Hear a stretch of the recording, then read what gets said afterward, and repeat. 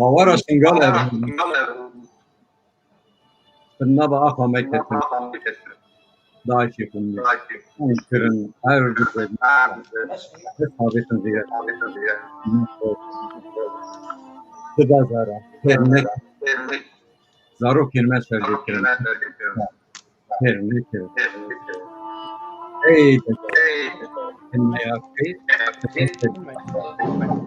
تبي حالة كرم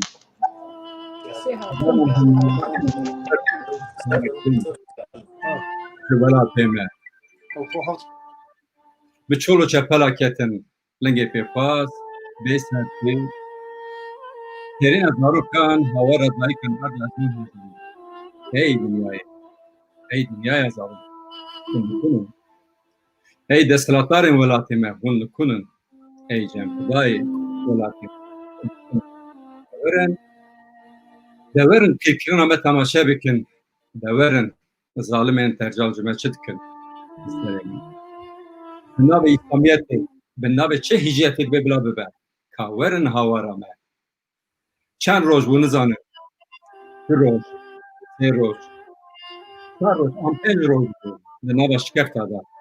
بنابه دریا دا بنابه زنارا دا بخودی یه برکی تنیا هوا را مه دخواده هبو لی او روز او جتون هبو لبامه ای هوار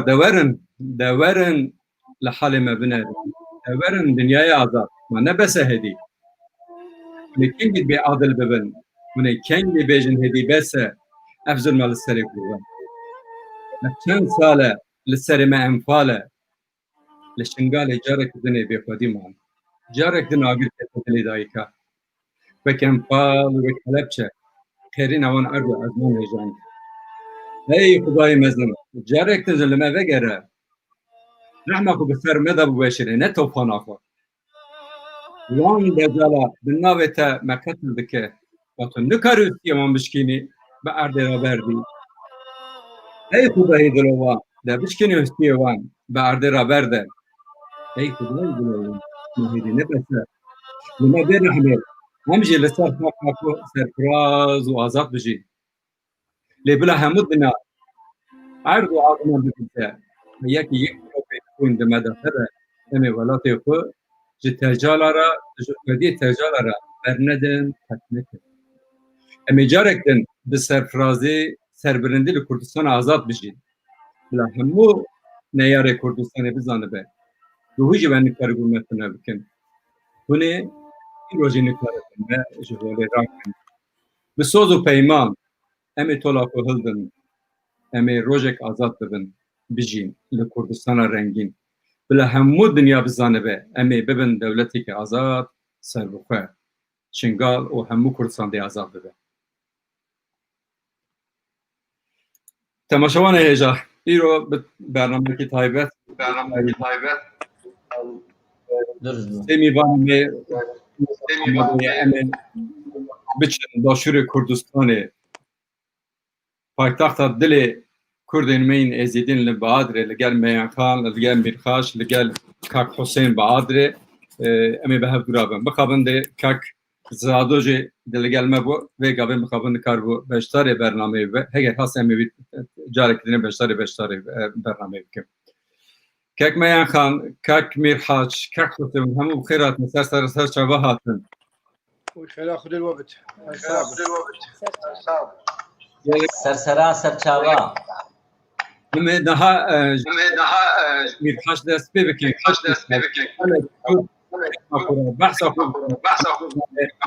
چارپل مدیا و پشرا امی بشن میان خان پشرا جن بشن کاک حسین داکو تماشاوان چارپل مدیا جوا کو سیاست تشک وناس فکرم که کاک میرخاش بله برای برای اسم الحجي الخانمة نابع من حسن زين الحميد مواليد شيستم خلق ناحية بعدلمة عاصمة إزد خانية پایتخت إزد خاني بعدلها قصر ميلي والي وجي إمارتها إزد خانية أمل بعدل جين بلي براي باران كلامكم کرمدار به کاک میرهاش بله. خوش کام میخوام کرم کنم وجود کرت ناساندنا خو با تماشاوان ما بیجن بشرم در بازی کاک حسین به بله از ناوی من میانه کی جا خیری بگیما میر خیری ایرو روجه البعدرین پایتخت کردستان پایتخت ازید خانه و ایکش بنا مالا میریم و موالی دامن 65 و آکن جیا بعدریم بسر شواتی خوش کام میان خان کاک حسین کرم آخر تو جیب کرت ناساندنا خو با تماشاوان ما بکن بشرم در بازی مزاری خود ناوی من حسين حاجي عثمان نافدار حسين بعدري اشالك فانم البواري هاري كارين مروفاتي بجهينم هروسان بيسكارم من نه برتوك هينا سلف الكلوري بابو كالا هروسا چندی برتوك شك مچيكني لسروان خشكو ديكيد ما بيت رزقار بونج دست داعش هروسا شك اشانو فانم اشي روكيد نفيسم اس هلبستت نفيسم بس كاري هري نيزيكي من ام اس داغبارم قالك بشانوي گلک سپاس کن کاک حسین مالا تاوا به کاک میرهاش خوازم بود جناب و دست پی بکم بله وکی دیروکی دهت زنن هفته سه حب انفال سر کردن من یزید هاتو چکرن بله مقابل ده هر واریدا کراستن گلک مزن هات پردو پریشان بو لشنگال هر اجراوی داوید 2014 جاری که کراستی که مزن سر برای ما هاتن ون بکرتای دکارم بحثا ویدم میبتن کرم آخرا بشي دستري يزداني مظن وتوصي ملك ناشرين ام خير هاد نوات كاين وام ام سوباسيا برنامج ويت كاين وبرنامج فدايما ام هادين عالمك وكجهاني قداله دنجي مبكات وام بحثا روشا إيزد خاني كاين روشا إيجاب كاين العراقي والكردستاني والسوريا والحمود حمود الجهاني بحثا إيجاب كاين شنقول ام بيجي سري خيري اسخانه راسي بجمتا ام بيجي هفتو شاف المعنى بل ام حسابا ما غلطه قال في ما هذه سري ما هو خد ام داين ام ازدي وهضانك اسلامتي بلا خوش ما ناكيا يعني نحست ازد خاني نحست ازدياتي نحست كرداتي بلا خوش ما ناكيا شنقول ام قبل زمان ما كرديه وام كرماجي اخرين ازدياتي وديني ما ازديا بين او هاش مقحن يعني اخر شيء وكبيرنا اول يا هذا شنغاري كاريتا شنغاري قالك كاريسا كما زنبو راسي قالك في المان هاتينا بس بري اف كانال وقت شنبون عالم في حسين ام دي بوتا اكيش جوان بيجين صالة 1800 ودي في المان ميلي كورا تقريبا 100,000 ازدي هادنا كوشتن و10,000 كشوشن ليش كورا هنجي برن بس مشكله ما أفا مشكله أفا كبير أفا برشاف وأفا قناة عالمية بحمود زاني أفا وكبير مؤامرات بسر إزت خاني ديان شنغاري وإزت خاني وإزت جابشكين إن شاء الله إذا خذوا طاس ملك أو نقان إزت جابشكين هكا نهض صوتي صفر ما من هكا هزار يعطي صفر ما بين ترى أم هردت أمين وهم هردت ساقبين إن شاء الله. باشه که میرهاش تو دکاری دمکی داعش هرش شنگاله کرد دوی دمیدا ین هر مهم چی بو بوش بوی یعنی تو زانی وکی فلاکت که گلک مردم چی بو دست پی که دا باور ند کرن کو ین کردن مین و داری هرش وان بکه به قاتلیان میده در باز به کرنی که دنی دست پی بکه چی بو سدن بو دست پی که دا اقاسا کسی من هاتن رواندن کچه من خورته من زاره من ام بیجن ظلام من هاتن قتل کرن چی بو یعنی اوی مسئله چی بو دوی وارده دکارین پیشک دیجی بکن تیروکا ین 2014 براي عزيز تراثي أثبت متى تقول أم إزدي دليمي صافية قال عالمي ما باوري عالمي هي أم عالمي وكبيرنا كعالم هذا ما يجي قلت أما مرحبا اسمها براي ما أو بابي ما أو مامي ما مشكلة ما أم قالك دليمي صافية قال عالمي أم دلي خواتك محمد عالمي ما نزاني خيانة قوان جناريد ما أو على بيت دوراما دي خيانة دي المكان ديك جن مبن ودي ديك المبن خشك المبن ودلامد ما كوجن والتفاعل ما كوجن ما أكيد تشيبويا ورا بتشوكي نبي صالك سرجي كان وكلينن وقوشتي بين بوديكاي الكيد يعني تشيبويا أفتشتكا بيجا Keke Mirhaç, yên rastî jî divê demê de îzahata evê tiştê ne mümkün e divê me re bi ziman bîne. Lê ez bawer kim divê demê de yên Kurdê me bi her awayî wekî cenabê we bi ziman hanê dilpakiya li pêşberê dijmin dibe ki çê nebe. Yani dilpakî têrê dijmin nake. Dijmin vê dilpakiyan Kurda Kurdistanî herdem bi kar haniye. û li Kurda vegerandî zulmekî mezin kiriye. Heta ev roj em bêjin li Şingalê cîranê we bûye, cîranê Kurda bûne, bi hevdûra nan xwarinin, bi hevdûra av vexwarine, lê îxalatê herî mezin li wan çêbû û derbey herî mezin ji wê derî hate. Rast e gelo? خد عزيز راسي بيج متى وقتي ام دا تاخد سيكيت كين ام دلك ساوي دا تاخد سيكين ام دلك ساوي بينا مرحبا يعني ام سلامتي دلك صافي ام نزاين دلي غشوتي دا دي غش المكت ودي خيانه المكت راسي خيانه ما هتكرن ام مش نزانين تشانغو كام ازدينا كان تشانغو زماني ما كرديه بله که bir سپاس که از چون مرخوا جار که نزدیک گرم سر جنابه و بنن صحبت خو بردوام بکن خوش کم بیان خان کرم اخورا بون و دمل که داره بون شنگال بون ازدخانه بون و چی دید کراسات سر یم کرد من ازدی هاتن چیه بکرتای جمره بکره ایزا بکن بلي هالتشتي يزقلك أما من إيرو كروش وأبدل فتاة معك وأم إيرو إيش نالت ملتي خوبوا بيجين اتوقتي دا أز يا موجود بهم الفيدري البعدري بايتختا كردستان بايتختا إزيد خانة أز موجود بهم رجع سي هشت وأف هيبة سي هشت هيبة كجلك جرانا سي يعني سي دم جمير يعني سي وكي تاريخه سي إبادة جماعي ويفسري إزديت ما هاتين وأزد وقتي دا حاضر بومو من هذه كاريا ملتي خوكر وإجي مظاهرة البعد ريشيبو أز حاضر بومو وقتي دا المظاهرة وما دنجي خو وما دنجي إزدي خانة إدقهان وراستي شك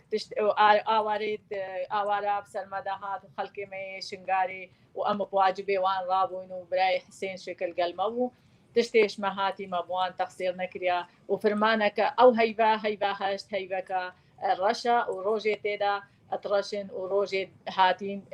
بشتيوان روجاشك هشتا رشتربون وقتي كيجو جنيد ما كابتنا دستي داعش دا وخلقي ما يخسير بو وقالك تاني بون السري تشاي اشتينا وبرسا مرن وقالك بتشوك اجبرسا واشتينا مرن الوي تشاي وبيرامير وكالامير وتعدوا ظلمك ما ظن هذا سر ملتي ما إجبار ديني ما يا أو بيجن أم ديني خود هيلين الدنيا دا أم ديني خونا هيلين أبد أو إجبار بديني أباها فرمانا حطي وشاري بسري متين نرجع أوليا ونيا تالي شك أزد بينم بيت ما هاش خوها بيت البان أوا وبيرو يعني باوريا أخو بهر كسكي نيني أو تشتكيبو مباورة إجباوريا وشتكليا جيناري خو بري نهو بيك بجيان قالك درزبو يعني كان صالك بيك بجيان ومباور نذكرت في عصري دا عصري عولمي عصري بيستو إيكي كو أفر معنا بيت إبادة ديني مبكت أو هاتن إبادة ديني مبكن بس وان نقاري الحمد لله شخدي أم قالك ممنونين إيش إزيد خانة إيش شربان الميت إزيد خانة أم ممنونين إيش خدام ضمير وإنسانيتي يت ميرخازت إزيد خانة رابونا سرقو راستا هكا ما تشكو أويت مصدر هبانا أزباورنا كم أموي وي يعني بهيلين أو كيجو جنو أويت ما بكبنا دستي داعش دا بس مخابن هنجيل وي وقتي أو تشكيت هو صامنا ونشنقو ما باور ياخو قالك قرني بيستو إيكي إينا بيجا أمد بينين هر هو صار أو كارثاتا قالك موسم بوهات يا سريما الوي وقتي وما خلقي ما شربانت ما تقصير نكرن وخشكت مشيك دنگي خو گهاندن هر كسكي المال خو چي بقلمي خو چي بزماني خو چي بهنر خو چي تشتيها چي بسلاح خو قالك يعني دفاع شملتي خوكر هطا إيرو روش يعني هشتا إبادة ما مستمرة استشتكي نابينم أتشوروناي تيدا نابينم باشکە خوشکە مەیان خەم پرسێکی من هەیە دوێ دەمێدا ئەم بێژە هەرشێ لەسەر شنگالی دەمە هاتەکردم ونزانم پێشیا وێ ئەسێ خۆداش بەری خۆدا بوو ئەوێ بەری خۆدا بوو باغدایە بەری خۆدا بوو باغدایە لێ دوێ دەمێدا جار دیسا گەنگێشیە کوردستانە سەربخار بەحسە ڕەفەرەندومی دا هاتە دەکردن دوگوتن کورد دەبێ بە سەربخە ببن و مادە 140 دەبێ جیبەجی ببێژە شنگالێ بگرێ حتا مندا ژوێ در حتا بگرێ خانەکەینێ ئەو در حتا کەرکووکێ دەبێ بانە جارکردنێ لێپرسین بێتەکردن ڕەفەرەندوم کچێکێ داکوبوو vegeriن جارکردنێ سەر خەتە کوردستانê piştê ew demê da serokatiya Başûrê Kurdistanê birêz Kak Mesûd Barzanî ew ê daxuyanî da pişt wê daxuyanê Daeş berê xwe ji Baxdayê vegeriyan rasterast berê çû ketin Musulê piştre berê xwe dane şingalê gelo teniya mesela oltê ya oltî o netew bi hevdûra daxwazan yên serxabûnê bin li Kurdistanê destpêkê destpêk û hemû Kurdistanê dan pêça xwe da ku herêşê Kurdistanê kirin kerema xwe re bi kurtayî bikarim bin bersin bide خودي از خو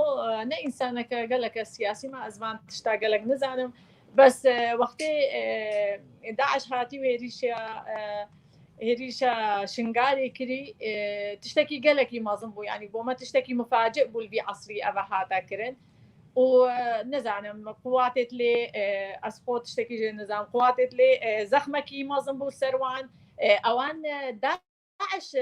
داعش موصل سقط كر قالك محافظه ايش محافظه ميد مازن اوان سقط كرن بجا شنغاري او سلاحي هو صام نبو وخلكي مشكي شنغاري او سلاحي هو صام نبو كوي دفاعي ايش ملتي خوكات ايش خشكو ديكي خوكات بجا او يعني ازد بينم تشتكي قالك مازن كان ما قلت ابا عصري بيستو ايكيا ديمقراطيتها هاي حريتها هاي الدقيقه ده امريكا ودولته او دب ما بقين يعني ما نزاني دي بتروجا باز دي يا كوتشو وخلكي ما هيش محاصره كري كوتشو ده وهواريت ما وغازيت ما وازبخول قال مام ابا بكر باري اخبيم ابو او نتقشت خلكي ما مقوتي طياري وساكن كان دا اب بقهتوان خلك اف ناقهتيا يعني وتشتكي قالك يمازم او باوريان ابو يعني كوهوصا داعش في السيطره سر ديانه تامكت ما قو دنيا يعني دنيا عولميه اجا لو ما باوري يعني ما باوري اخو في تشتي تينا ما باوري تينا يعني ما تقول امريكا ما بيد والمجتمع مدني دي ما بيد دنيا عالم الدقيقه ده ثانيه ده دي ما بيد مع العلم مديد او مجتمع مدني وامريكا او طياره وان سرمراتون وبشتي سيز دروجه خلكي ما كوتشو حمو هاتا كشتن وهاتا اباده كرن وكوتشو بخو اباده يعني رمز اباده جماعيه يعني كنت هادنا كشتن وهادنا رمي كرن يعني في عصري تشتكي مديت قالكي غريبه او شكتشيبو ما باولي اخو بديمقراطيتي انا وبحريتها هاتي اسر دنياي واكيد في وقتي تقولن حقوق الانسان وتقولن يعني حقوق الانسان وحرياته تشتكينا ما تشتكي وصانا دي هطانوكا از بينم هطانوكا شك اباده ما هره مستمره باشه سپاس که خوشکام میان خان امی جار کی دنه وگرن سروه نه از بری خو حزکم بدم کاک حسین دوی دمه دا گلون لن بعادری بون لن شنگالی بون لکردستانی بون او بیار دماکه کاتلیاما شنگالی دست پیکر منتکارن پچکی آگاه داری بدنمه کاک حسین دنگی خوبه که دنگم نایتا بله باشه نه باشه کاک حسین وقت هرشا داعش بسر شنگالی دا چوی اسوی دمی عمل بعدری بوین الوی روجا عول 28 خيزان داشنا بعدري بس قلق ملول بون شنقو هندك وان كساوان مال باطان هندك كسيد وان كبونا دسيد عش هندك اخو خلاص كربو راستي گەلک تەنگاویەکە نەخۆش بوو مە پەیوەندی لەگەڵ دۆست و هەواڵێت خۆ کردیە شنگارێ گەلک شوان هێشت ماڵێت خۆدا مابوو مە گۆتە خۆ خلاصکەن نەقارین خۆ خلاصکەن و دوماهی پەیشت گۆتنەوە بەم کەفتینە دەستێ داعش بڕاستی مە گۆتێ خۆڕادەستی داعش نەکەن گۆت چەکت دەستێ مەدانینە و وێت بێژن بەس ئاڵای سپی ڕاکەن و کوشتن تشتێکل سەروەنینە ڕۆژە عەول پەیوەندیامە گەلک گەلوان هەبوو وێشە بە عەول 28 خێزان هاتنە بەعادرێ مە دەرگەهێ مالێت خۆ البەعادرێ مەڤە کرد بوان و مە هاریکاریەت مادی و معنەویش بوان پێشکەشکردن بەلێ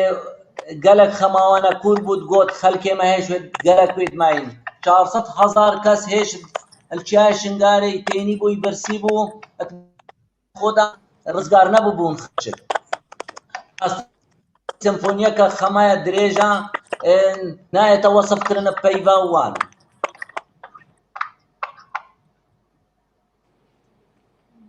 کاک بارام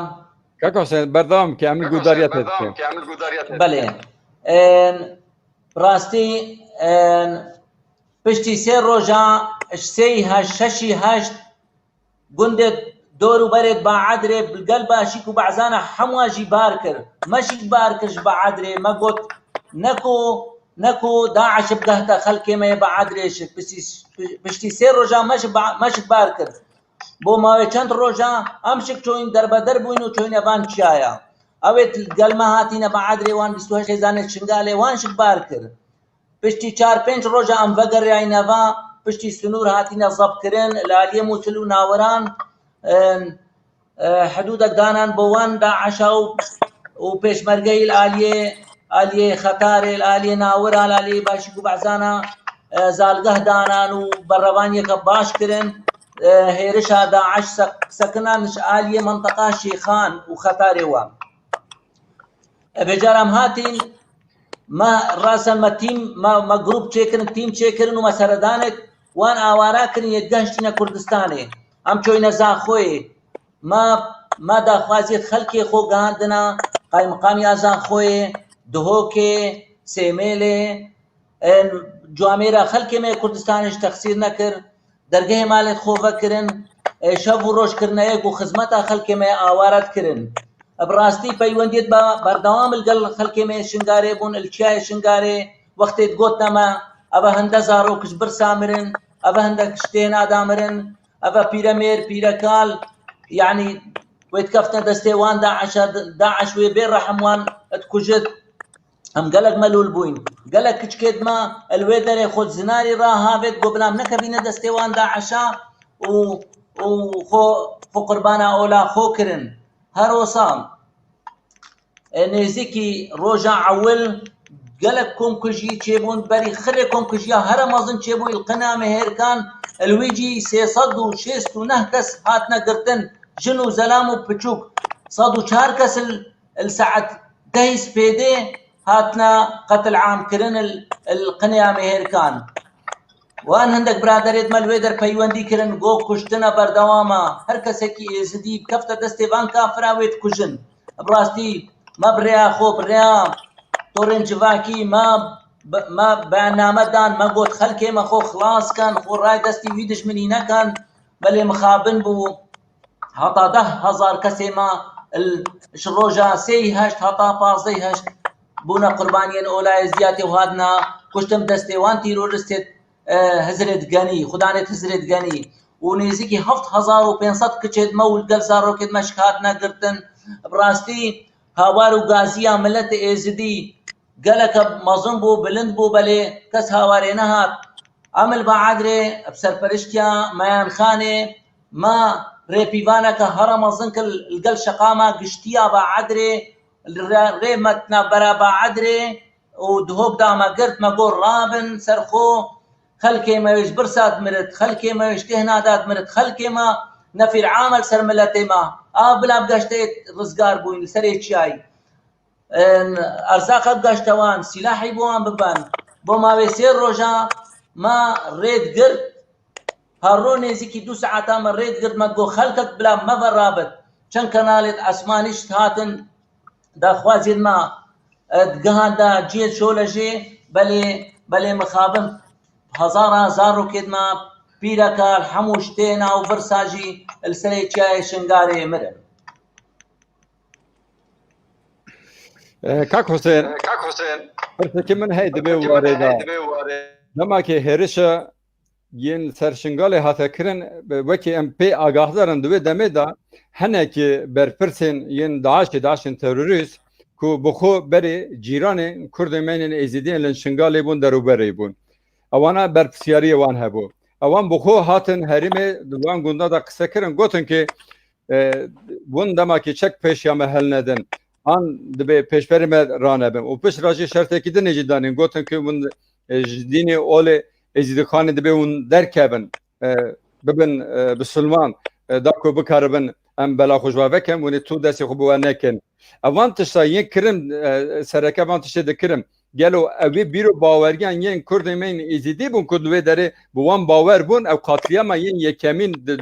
دوان داورده چه بو کو باوری بوان هانی هاتن کشن همو کاتن قتل کرم بري خري مجموعة ازدياتي خيرة دمي موسل سقط بوي دهي شج 2014 قال خلكي موسل قال خلكي تلعفر تايبتي الشيعة هاتن خو راقرتن خو كرنا دخيلة ملتي ازديل شاي شنغاري نيزيكي 200,000 كسي خلكي موسل وخلكي تلعفر الشيعة ازديا بحوان مالت خوبان فكن وهاري كاريت باش بوان كرن كودانا وكو اكش خزانة وان ازدي تجارة خدعة وخيانة النكنينة ام بيجنام انسان بري خره ما باوري بوان برادر اينا ومريزا كهرم اظن بوان قرد بشتي تشيبوي بري بتسي هشت الشنغاري سروك هوزت عربا قيواندي بسروك هوزت ازديا كرن قوتي هجر هيرشك هات تشتكي الوناكن او هاتين بو حكومتي سقط كان وبو شيعة قوتي افضحوا الدولة الاسلامية يا العراقي وشامي ندجي ازديانا قوتي بس هاتين حكومة عراقي شناببن وتايبتي حكومة الشيعة ملتي ازدي باوريا بيا هي اخفتني وهي ملتي ازدي صادية رابو باوريا خوب وان اينا وان سروك هي هوزا قوتي تشتك سروانينا اگر هاتن شك آلايس بيراكن وتشتك سروانينا وكشتن سروانينا ملتي ازدي باوريا خوب وان اينا بجار وقتي تشيبوي السي هاشت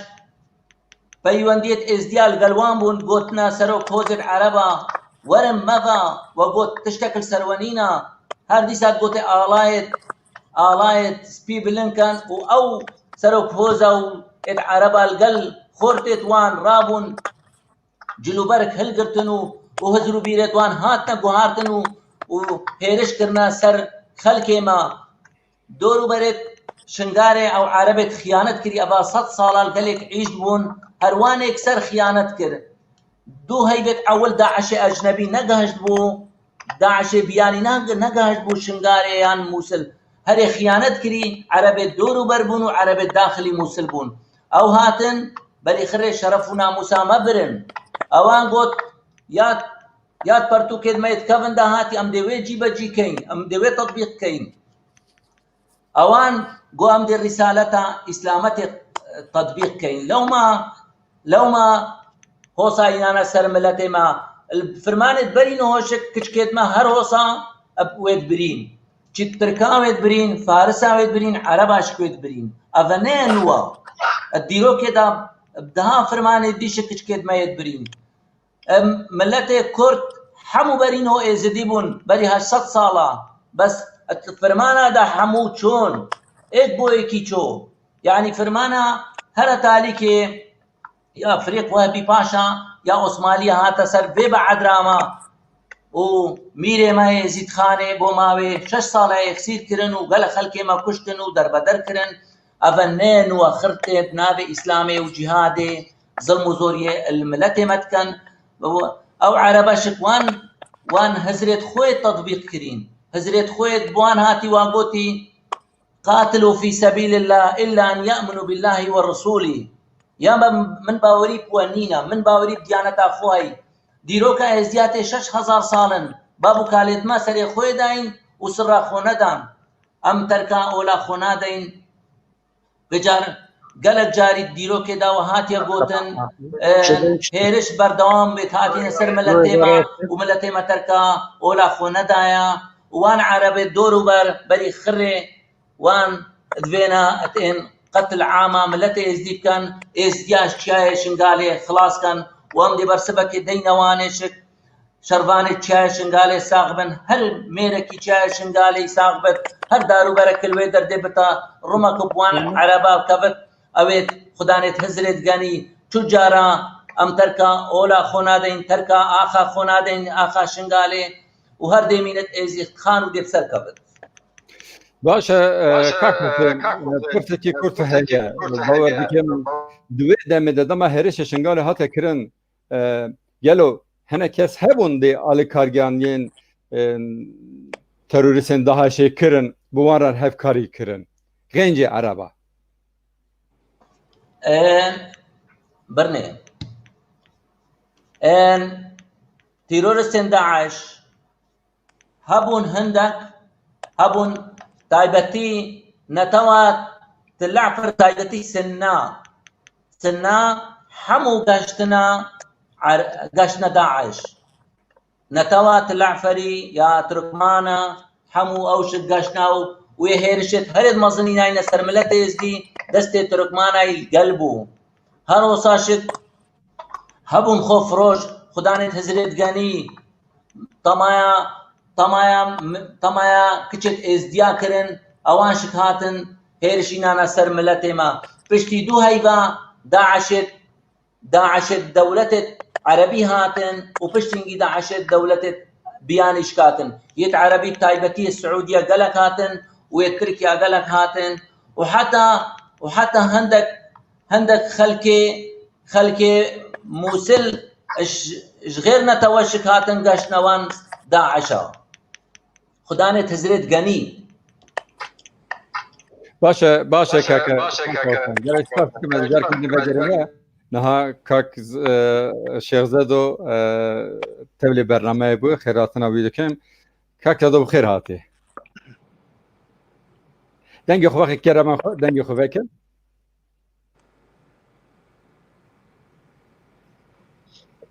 ئێوارەوە بخێر خێر و سلامە سەر چاوەتی کەرەم کاک زەدۆ سپاسیا جەنابێتە خێرات نامیر حەجیت کەین تێ نەدەسەوی و خێراتنەکە گەرم بۆ مەیان خاتون عەزیز خانێ مەیان خانە مەزن هاتیە نافکردن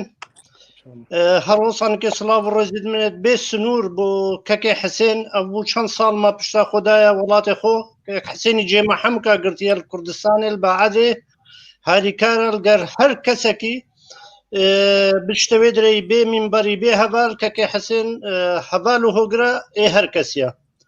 ڕاستی بۆ من گەلێک شتێکی خۆش و گەلڤان کەسە ئەس سەروی بابەتی ئاخەبم وەڕە هەر سێژی نینەرێت منن هەر سێ تشتێوان گۆ منوێ گوتی بەڵکو ئەس بکارم لێرە هەندێک تشتال بیراوان بینم هەکەنا تشتێکی زێدەتش ئەشوان نزانم چونکو ئەو بتش من ناف کاودانادا بوونە وان کاودان شنێزیک وێت دیتین من ئەوێت بیستین منوێت خوندین بەسوان ڕۆندکێت چاوێت خۆیت دیتین ژبەرڤەیەکێ جارەکەدی سڵاو و ڕێز و حرمەت بۆ هەمکە بۆ کەکێ باران فەرم و ئەگەر وا هەندێک پرسە بن ئێتمە بخۆ بترش ئالێ پۆلەتیکی ڤاز ئامادەمە میرحەجێ من دیانەت خاتون عەزیز خانێ شخۆ تم و تم کۆشکاوانە ڤەکەری بوویەوە و هاوار و گازێت ملەتە خۆدا بوونە ئێش و ئازارە هەموو ئەو شنێزیک بەزانن جارەکەدی ڕێز و سڵاو بووە فەرمونون ئەز ئامادەمە سەرچاوا کاک سێدۆ بخێراتێ سەرچاوا تێ بۆ مەجێ کاک میرحەجێ و مەیان خان کاک حوسێن و تایبەتش خۆ من نەکاندی و جەنابێ وەژی وسایە ئەم بوان سەربلندن چونکە ئەو ئێش و کەلەم و کەدەرێ ملەتی خۆرە ڕابوون بە دەردێ وان ڕاخۆ هێشاندن هەموو کار و خەباتی خۆ لەسەر وان کردن ji ber wê sedemê em hemû minnettarê wan in ji ber wê sedemê jê em carkirdinê kêfxweşiya xwe bo wan dike kek sedo ê min پرسا من دوێ وارێدا ئەس دخوازم حەز دەکەم پچێکی کورت بەحسا خۆ بکەن و پش ڕاژێ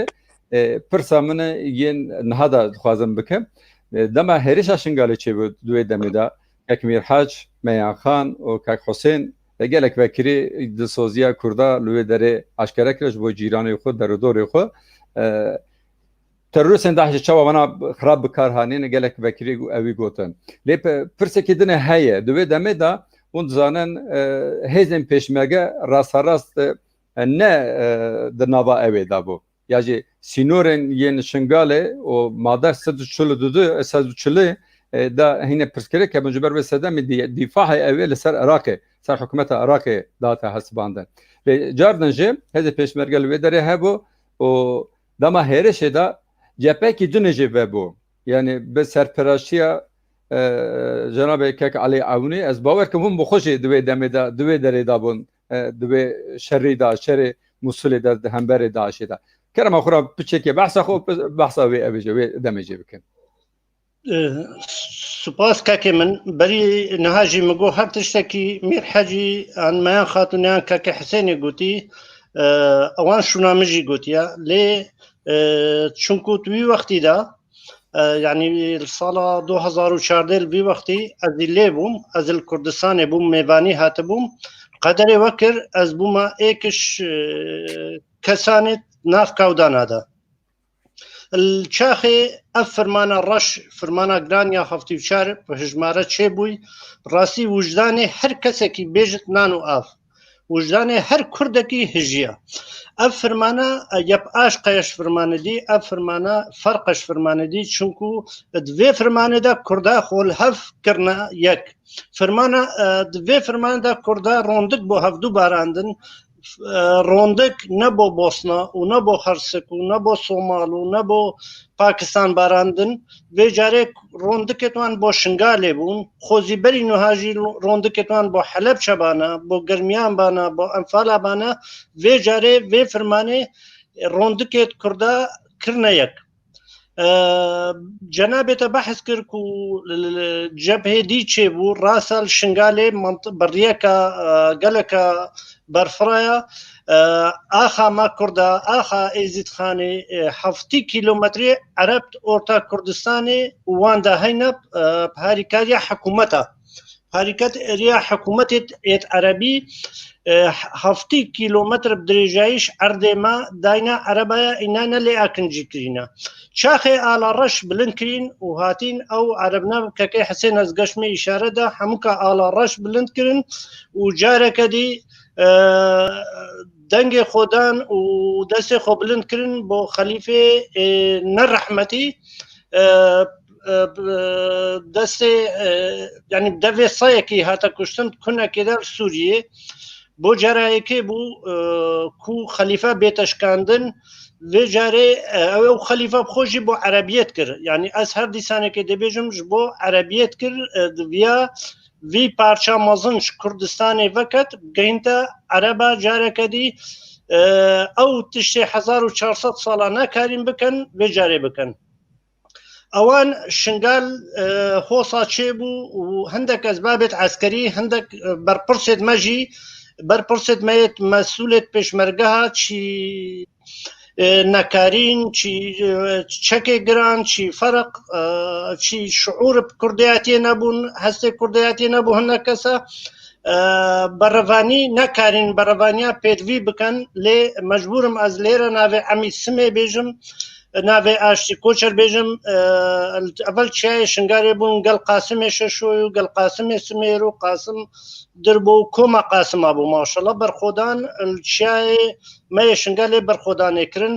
لێ کەکێ عەلی ئەونی وی بخۆ ئەپەیڤە گوتیە گوتی ئەمرێ خۆ نەل نێچیرێ نەل داوەتە من ساجۆرەك تڤەنگ نەهاوێتینە وەختێ وی دیت شنگال وەلۆ چێ بوو بۆ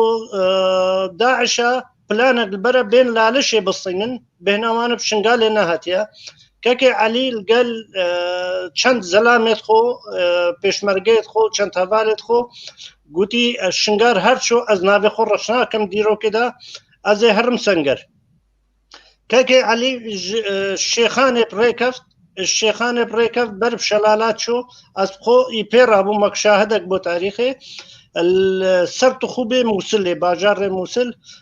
هذا بيدريجي داعش نبون ام چون كتينة دجلة مولدا منطقة عباسي كي جدا داعش الور نبون الور كاكي علي بو نزيكي 2 ساعتا كفتت شرده ام البشتاوي بون هتا مكاري ام خلاص كاين دويش فيدا تلكيب جهة صاندن ازيد خانات كارم بيجمتا كاس چو گنده ازديا جي خدا نمان بقرش مهتي بقرش شيخانش اسيا اش بعدري بيت والله شيخ سريش كو دوغاتا خطاري خانكي شاريا كسل جي خونما يعني كارم بيجمتا ازدي مان بمفر لي كاكي علي هز هوالت خوفا و پشمرگت اد غيرت كيشان شر اخانده هلاوان داعش هر شنقالي سركفتنينا حياة خانقين للهيلاما الحمد لله هيلا موصل شلالات نكاري كاك علي قوت بلا مرنا من هبت بلا لالش نكفت دسي داعشة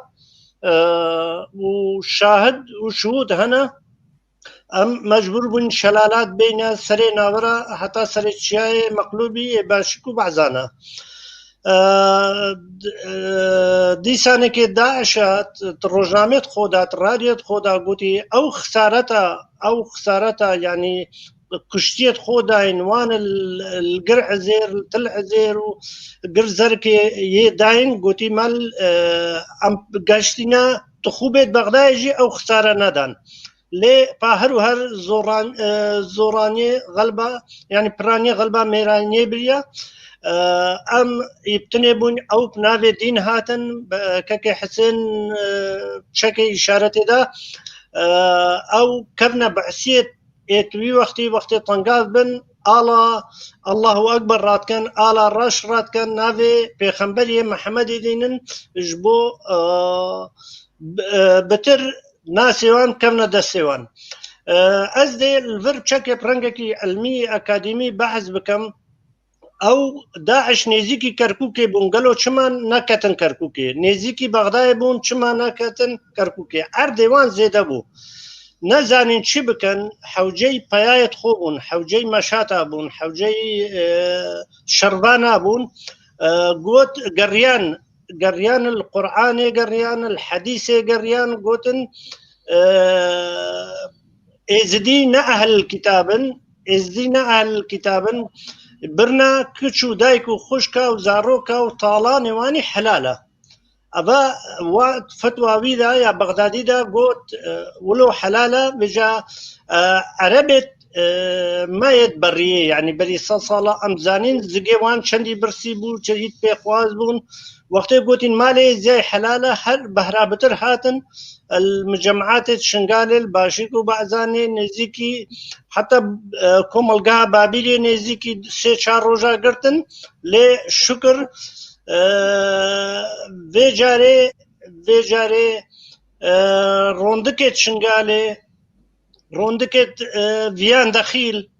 البرلمان بغداد هلا 62 دولة بجفيان 62 دولة 63 دولة جفيان وهاتن شر داعشة هاتن هاورا چای شنغالي هاتن هاورا يزيد خانه دیسانی که اگرنگ و از بیشم تشتی گله کی گرنگ ویجاره ام از دی ایب خودم بون مکرده خونه کرد جمنی هم مرون کت خو بخو باراندن گلک ملایا شاهدی دا گوتن دری مزگفت آوکن دری مالت خو بکن دلی خو بکن برایت وانه بو جرایی که مسار تاریخ مسار دیروکا کردی هاتا گوارتن افجي سركفتنك يا هزرية تمجال فكري دا سركفتنك مظنة ايدي قلنا عربة بس 1400 صالة هون بشيري عربي بشيري دجوار بزلفقاري هون متخابين ايدي نما جارك دي كسانك كرد انسانك يزدي ان انسانك مسيحي فتوى خليفي بكجت يان طالان بكت سوپاس بۆ کورد پەروەرێت دیاسپۆرە سوپاس بۆ کورد پەروەرێت دیاربەکرێ قامیشلۆێ سوپاز ئێت مەهاباتێ سەرانسەری vê dinyayê her kesekî Kurdê netew perêst ڕۆن dikێت xûnê barandin ji bo dayk û xuşkên me yê Şingalê. Ez ê dibêjim ferd bînim hezûriya Mîrhecî û Meyan Xatunê û Keke Hesên eger rojekê em bikarîn peykerekî li devera Şêxan bo Kekê Elî ewnî saxî çêkin kême negeleke em peykerekî rojekê ji roja bikarîn bo Emîr Simê li çiyayê Şingalê çê bikeyn rastî van kesa netew perêst van kesa Kurdistan perêst van kesa gote Xelîfê Bexdadî gotê here ne demê fetwa te ya tu ne xelîfeyî Kurdistan ya me ya mala me ya gotê Êzidî Mesîhî Şebak Tirkman têda her kesê têda bit em yek malîn yek ezmûnên şükür min ber têda hebû vî şerî de heta roja dumayê jî ez xwe başek can fîdayeka çûbûm lê qismetê me şehîdbûnê de nebû em bo şehîdbûna milletê xwe hatbûyîne vê derê gorî wan dayk û xuşka bibîn gorî wê Lale Şenûranî bîn wan xas û weliyet xwe bibîn bo nimûne jî yanî hevalekî minî gelekî hêja rehmetî Doktor Silêman ji vê Almanyayê me re hatibû tim û tim digot ya Xwedê esil axa Êzidiyal axa Şebekal axa Kurdistanê bê me şehîdkirin ew bû li binya başîkê li tîz xirabê min re hate şehîdkirin çend hevalên me yê dî Kekê Sebrî Bamernî Xêrullah Berwarî çend heval dî ji vê Almanyayê hatin û xûn rêtin û birîndar bûn hevalekî me yê dî Dehla nêvê Ebdirehman dîsanekê şehîd bûn gelekî dî hene wek min pêşê gotî ڕۆن dikێت me vê carê hemû ka bo hevdû bûn ne bo pêxwasê beriya bûn ne bo ereba bûn careke dî şîrê xwe bixwin şîrê xwe êtîş bikêşin bo serê me a mandûbûna te aniha li vî programî tu vî ka vê xwe weslandinê digereyî xwe me ve mandû dikeyî ez bînim xweperistiyeka bo peristina Kurdistanê te jî divêt milletê te 40 milyon 50 milyon hetan û îbê dewleta 57 dewletê bisilmana hene 10 jê bi Tirkî xeber den 5 jê Farisî xeber den 23 jê Erebî xeber den hemû milletê bisilmana 57 dewletê xwe hene 23 Erebî hene tinê dewleta me Kurdan nîne dewletek me nîne em şiarê wê nan û av bêt paytexta wê ya dînî Lale Şenûranî bêt heca wê Zimzim bêt Kanyaspî bêt rastî em Kurd ît hewceyî vê yekêne ji ber hindê min xwe li hemû ciya jî min roja referandûmê min kira Newroza duê ji bo gelê Kurdistanê çunku wê rojê milletê Kurd hemê nivêj bi Kurdî kir wê rojê sucuda bi Kurdî kirin Kurdî bakirine Xwedê ne gotin ya Allah gotin ya Xwedê wê rojê nivêja wan ji bo Kurdistanê bû her dîsanekê dibêjme cenabê te li Şingalê 98 sedê bitir bo referandûmê gotin belê belê li welat Şêx tewcîhatê micêvirê me dînî weke Mîrhecî û Baba Şêx û Mîr rehmetî Tehsîn Begingî Saq bû hemû êk deng çûna ser sindoqê dengdanê gotin belê belê bo Kurdistanê xwesanekê melayet me jî gona ereba temam heya 1400 sala em li bin destê wa lê îro roja dewletbûna me ya me jî dewleta xwe divêt çunku keşwa dewleta xwe xirab nakete bêjit da ji ber bisilmanetiyê hûn bisilmanin we dewlet hene em jî bila Kurdistaneke me hebit careke dî rêz û silavê bo hema tinêrim û supasiya Mîrhecî dikim ku diyara me dike bibora Meyan Xanê Keke Hesên min li pêşî jî got ew bitiş min navkewdana de jiyane her tişê wan gotî ez yanî temamkerê êk û dûne û ez piştevanê wan im gelek spas dikim Kek Şêx Badirê mala tava Kek Zêdo ciyê şanaziyekê Kekê mîna Alî Ewnî endamê Serkirdatiya Partiya Demokratê Kurdistan di cephê de ji bo milletê xwe tê koşiya hezar silav bo wekî Doktor Silêman ku وکی خوب بخشی که پشمرگی کردستان جان خدا جوای کردستان جوای برای خو به هزاران کردمه لوی داره او کرد ген تشتی که دنجی دست نشان دبی مرا به هر اوایی بکه او دم تیبیرامن از بخوجی داخل و منطقه ببوم هاتم و داره و گریا دوی دمه دا سرکاتیا کردستان برز مسعود بارزان یک تیچه گوته حتی گوته شنگال خلاص نبه از و نگرم مالا خو ناچ مالا خو و بروجا به هفته د ناف پاش پیکا بده لعرده رازا داکو حتی شنگال گیشته خلاصیا خو شنگال رزگار بو پین صحب پیشمرگی جانفدا خو بخش کردستان جان خدا جبوی برای خو که مجبورن به ام اوه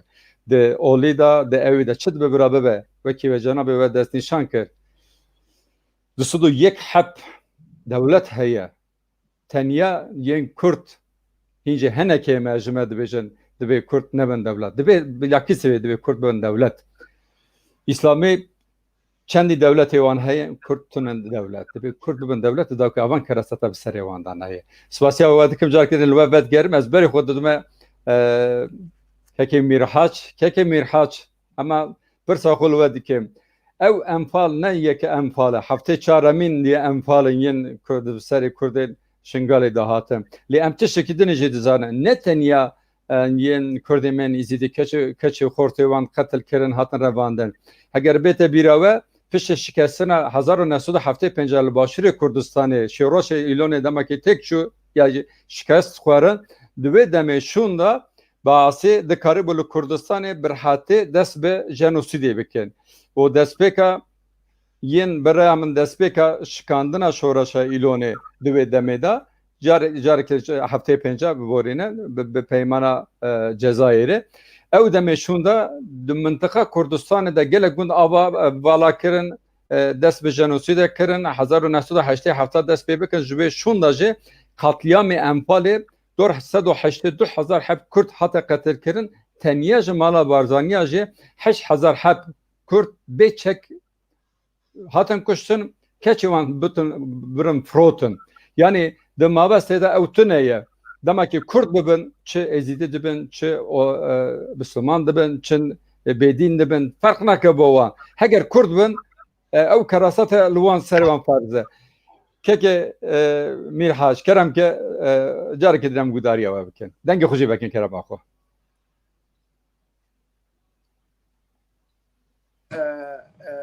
سبقك علمية بيجت شوما ديوانة إلهية من ليلة خوشي شاي سري خير اتفاق وتبعي هكا دو برا كرا تبعي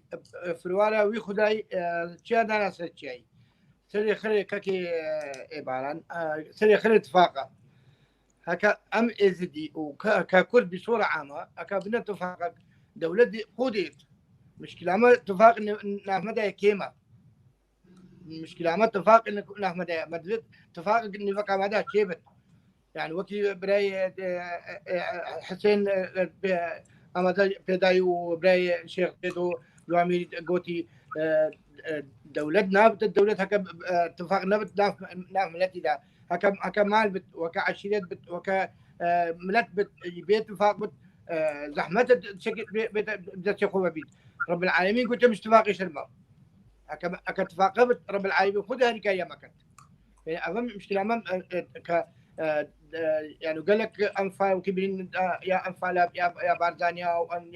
يا حلبشة ويا شنغاري ومحمود سليم دهات كأن بيجين مثلا كأم إزدينا وكمثلا كرد زماني كردي آخرين تنقول زماني ما كردي أفكاري سخرتنا سليمة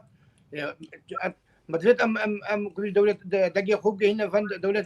أوروبية خاصة دولة أوروبية آسيا والاتحاد السوفيتي ودولة عظمى مخركة أبي صار مراكن يعني بوشيا طاقن يمدي مين هوسا شدي مدينة هرفلمان وهرفلمان ومخوشين هذيك خاصة مثلا إيزديا وبصورة خاصة وكردها بصورة عامة.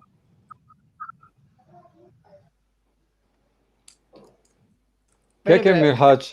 spas kim? Nahar Rawşa yen Kurdê meyni izîdên li Şingalê çi ye? Berê şer û piştî şer çi cewaz heye navayne? Dikarî kerema xwe rankî bêje? خدي بعبر مشكلة ما كانت بود خلك الشنغاري حماية الدولي شنبت والجينوسايد شنبت حطانو وكي براي حسين على جابي قال لك نوكا قال لك مقبلة مي جماعية يعني أو كوما كشنا دسي داعش دا حطانو أول بر روجي خر هذا صوت الباراني خر بر بيلا أبي شون هكذا أو شيء نبت شنغار دي تشاو إذا أباكن شنغار يا ويران نوكا لازم هذه كاريك ودعمك دولة عظمى دولة اتحاد أوروبي وان رابن حتى قارين شنغاري أباكن الحمل كاريك دس يقود دس يمكن أخاصن أو هذه كاريا ممكن لو قارين شنغاري أباكن باشا كاكا مش حاجة اسبرسة كمان هي كونكريت هي بلي ده سلاطارية هريمة كردستانه حتى انها تشكر بو هريمة تشدك ياجي من تشد بين الويداري كرتو كيما سيوان چيه خدي راسي بجبت أم تنابت أم لازم أم حقيقة خدي باخ بالنوية خدي خلك كردستاني وكي جماعة برايمن أجد بداي خلك ما كردستاني وخاصة بهدينان فحموش كفرق نجوامير هش سليماني حتى زاخو هاي كاريا إزقاني بس خاصة تايبت خلك بهدينان دليل خوفا كلن وجامعة خوفا كلن ودليل خوفا كلن خذ سائق التاكسي مفقوش هذا خذ سائق التاكسي روس خرج شو شوت هبارة إنا دانا أوارد ميت إزيا قالك أبو قالك أبو يعني وقتي مثلا أم بين دليخو وخاصة أم راسين أم حقيقة خذي ده آخرين دواميري كاكني شيفان تقصير نكليا مكتبة مكتوبة تفكر أو كشو وذاك المخش كلمة دراوي كرين يعني قالك ناجيات وقتي هذين خاصة أفيد الدسة وأن داعش ده قالك في كرين يعني من أبغى ما قالك أبوه 2500 دا جادة إلين باشا كاكا يعني 3500 جوامير كرين بدراوي وكرين أي وإتنين أم أبسوباسي جنابي كين جوامير أي تقتلنا كيلو وقلنا وخلكمية كردستاني خلكي كردستاني تايبت تقتلنا كيلو أم سوباسي وان كين وهل إكيب فشتواني بو ما كيلو أم فرق جداي نابجين حمود تي دولة تابت وتي خلكي فشتواني إزخاني كي أم سوباسي وان كين وأمنا توان شو جالس بينا كين باشا كاكا ميرحات يعني دبي بهر آوای دبي كرد شغل خودی هر دو در کم کرد خودی هر دو در نکم تو کسی کلمه خودی در نکردن يعني او به شکل دبي مران كان سر او بك سر گنگشی بك نهال شنگاله پیوستی هری مزن چیه جه هریما کردستانی اونجا دنیای ون چه دخوازن خدي بامت فيتوكين كردستان أو كاتشي كردستان مثلا جابي مثلا بيش مرقه بتشت يعني كردستان شنغاري آفاكت شي دولة أوروبية آفاكت بدت شنغاري بيت آفاكن بخار كما دابزور ناس الجواري خو يعني أمانة هبت دابقان أبشين وراسينو كان مثلا من شبيكة من جنابيته خلق كردستان إنه يعني تقريبا 26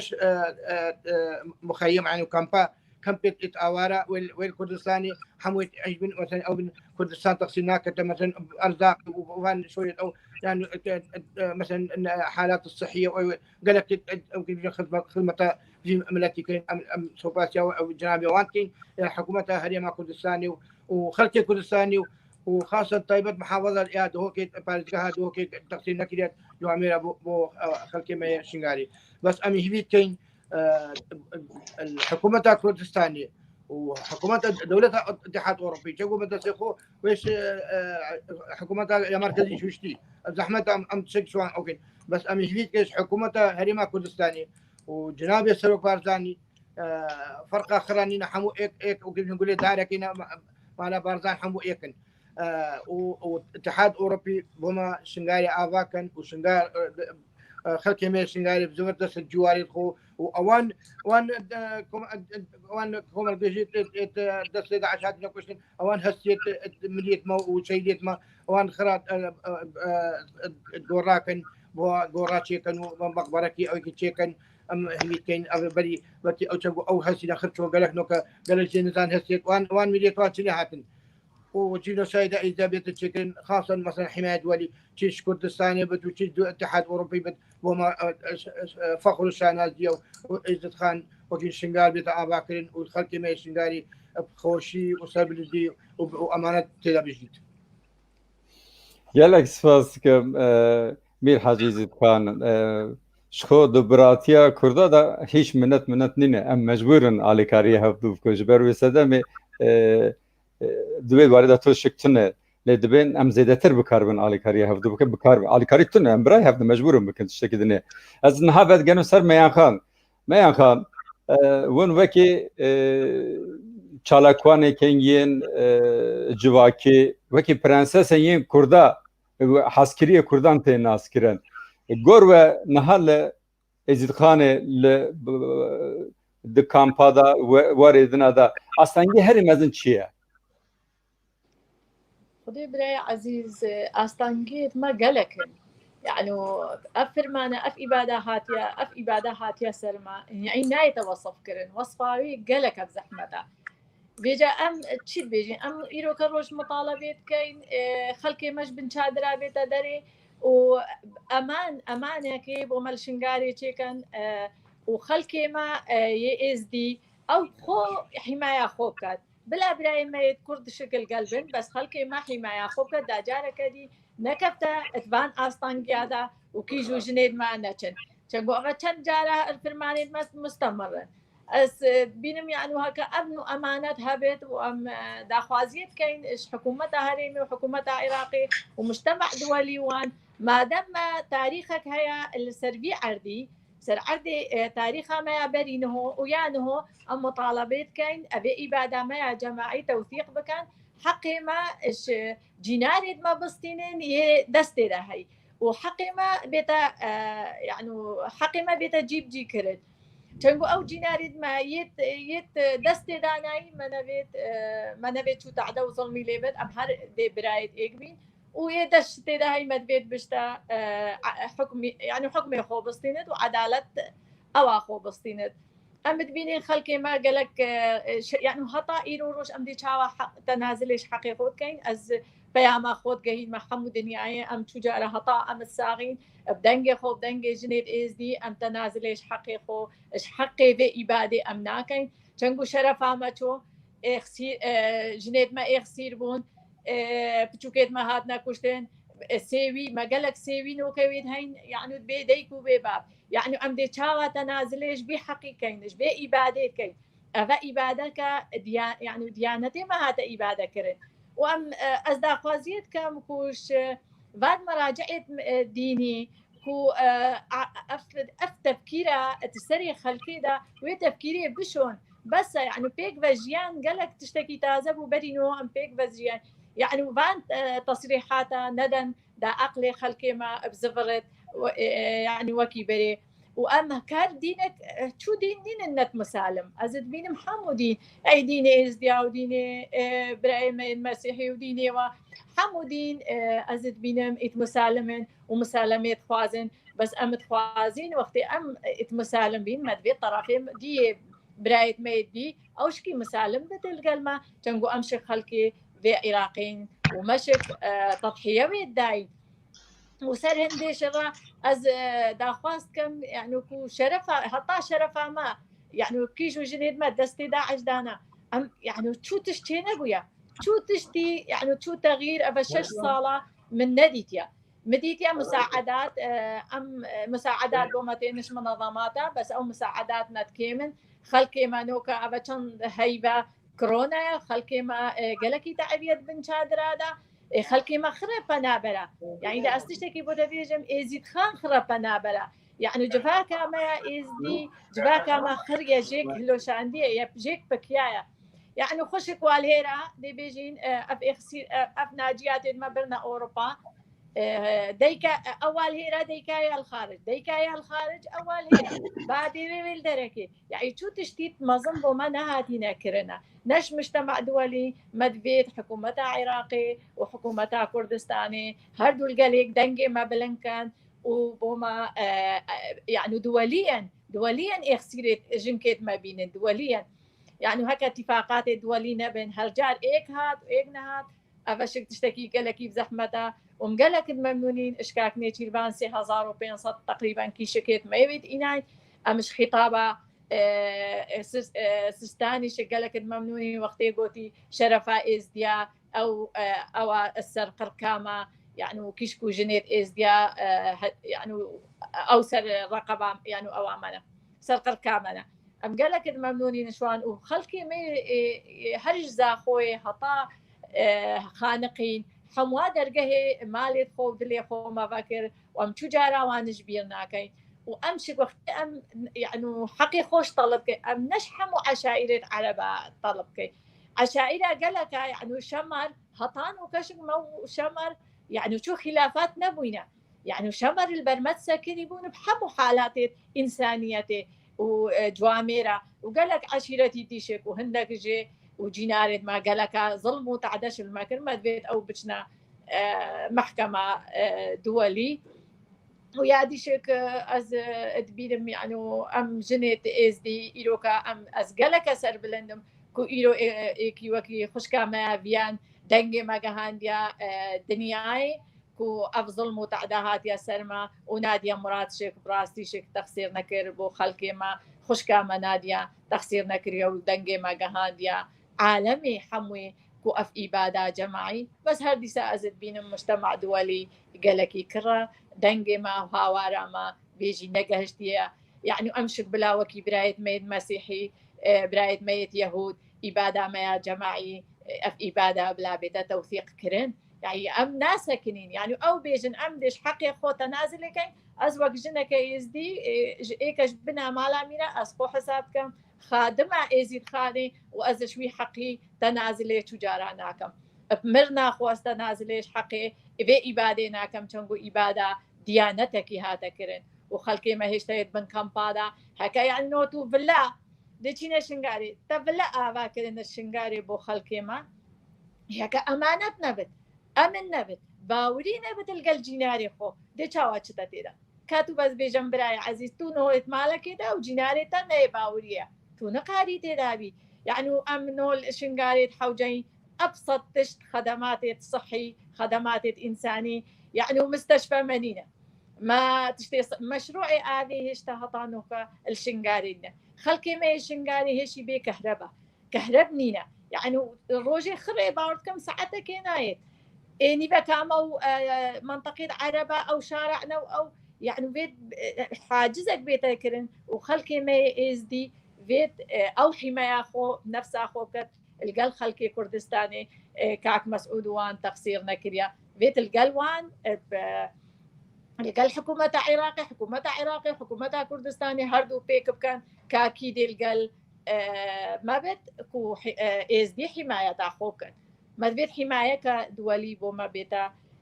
كرن وحقي في إبادة نيتا هندا كرن وبشتي اف كورونا هاتي كورونا براستي شك تشتكي قالك بزحمتها يعني او إبادة ما ناي توصف كرن وكوروناش ناي توصف كرن يعني خلكي ما قالك تعبيا ويت بن خيمه دا يعني تو قريب تشندك جيناري خو يعني معاناه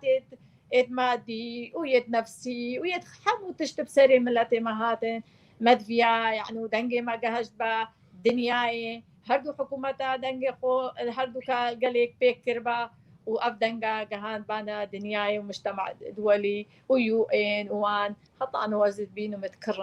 اتكرن قالك وخلكي ما يتوي هندك خلكي ما اشكمبا ويتشنا جيو وارد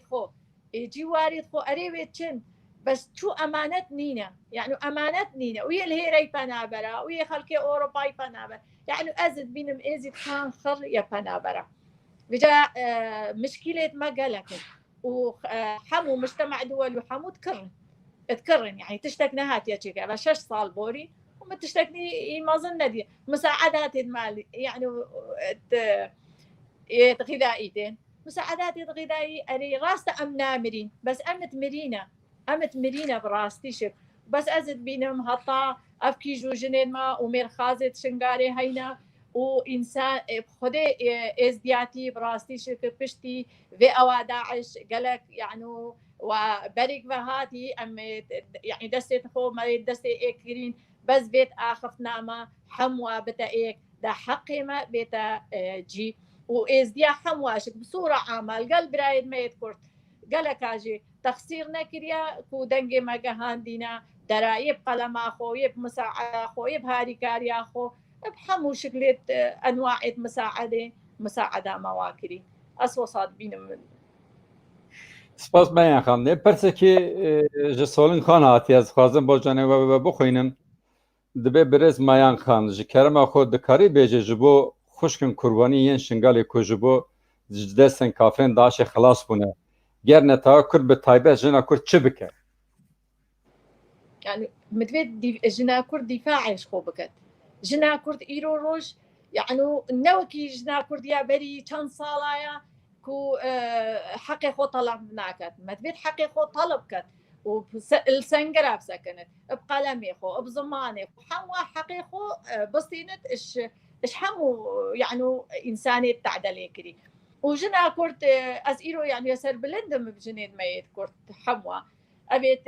زفرين يعني ما تبيت تأهيل كان يعني تأهيلها نفسي بوان بكن يعني هطانو كإيكي راتبة جنيناكو أجلنا يعني شكل مرتاح بن إشوي ظلميت هاتينا ظلمة كدية موسط بن خيمة هذا بر بفري وبر باراني يعني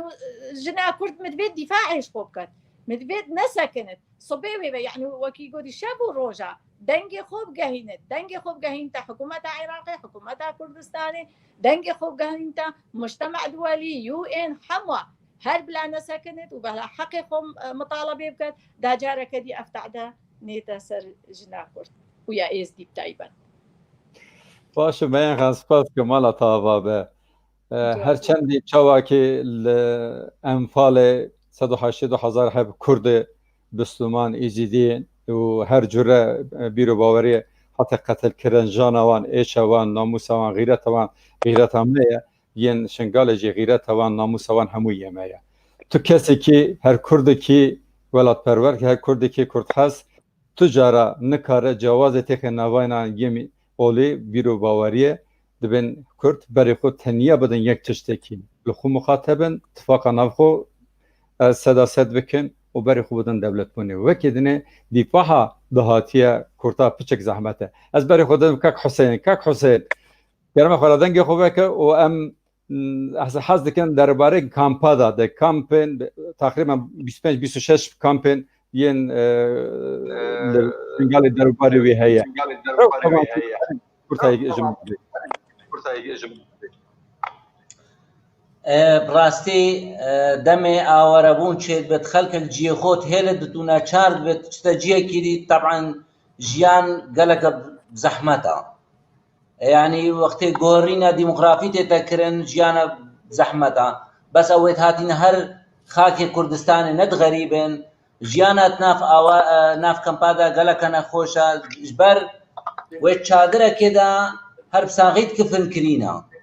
اوا ملت ازدیوت 15 مخیمه دا جی 15 کمپا دا ازدیت دا جین راستی جیانکا گلکنا خوشا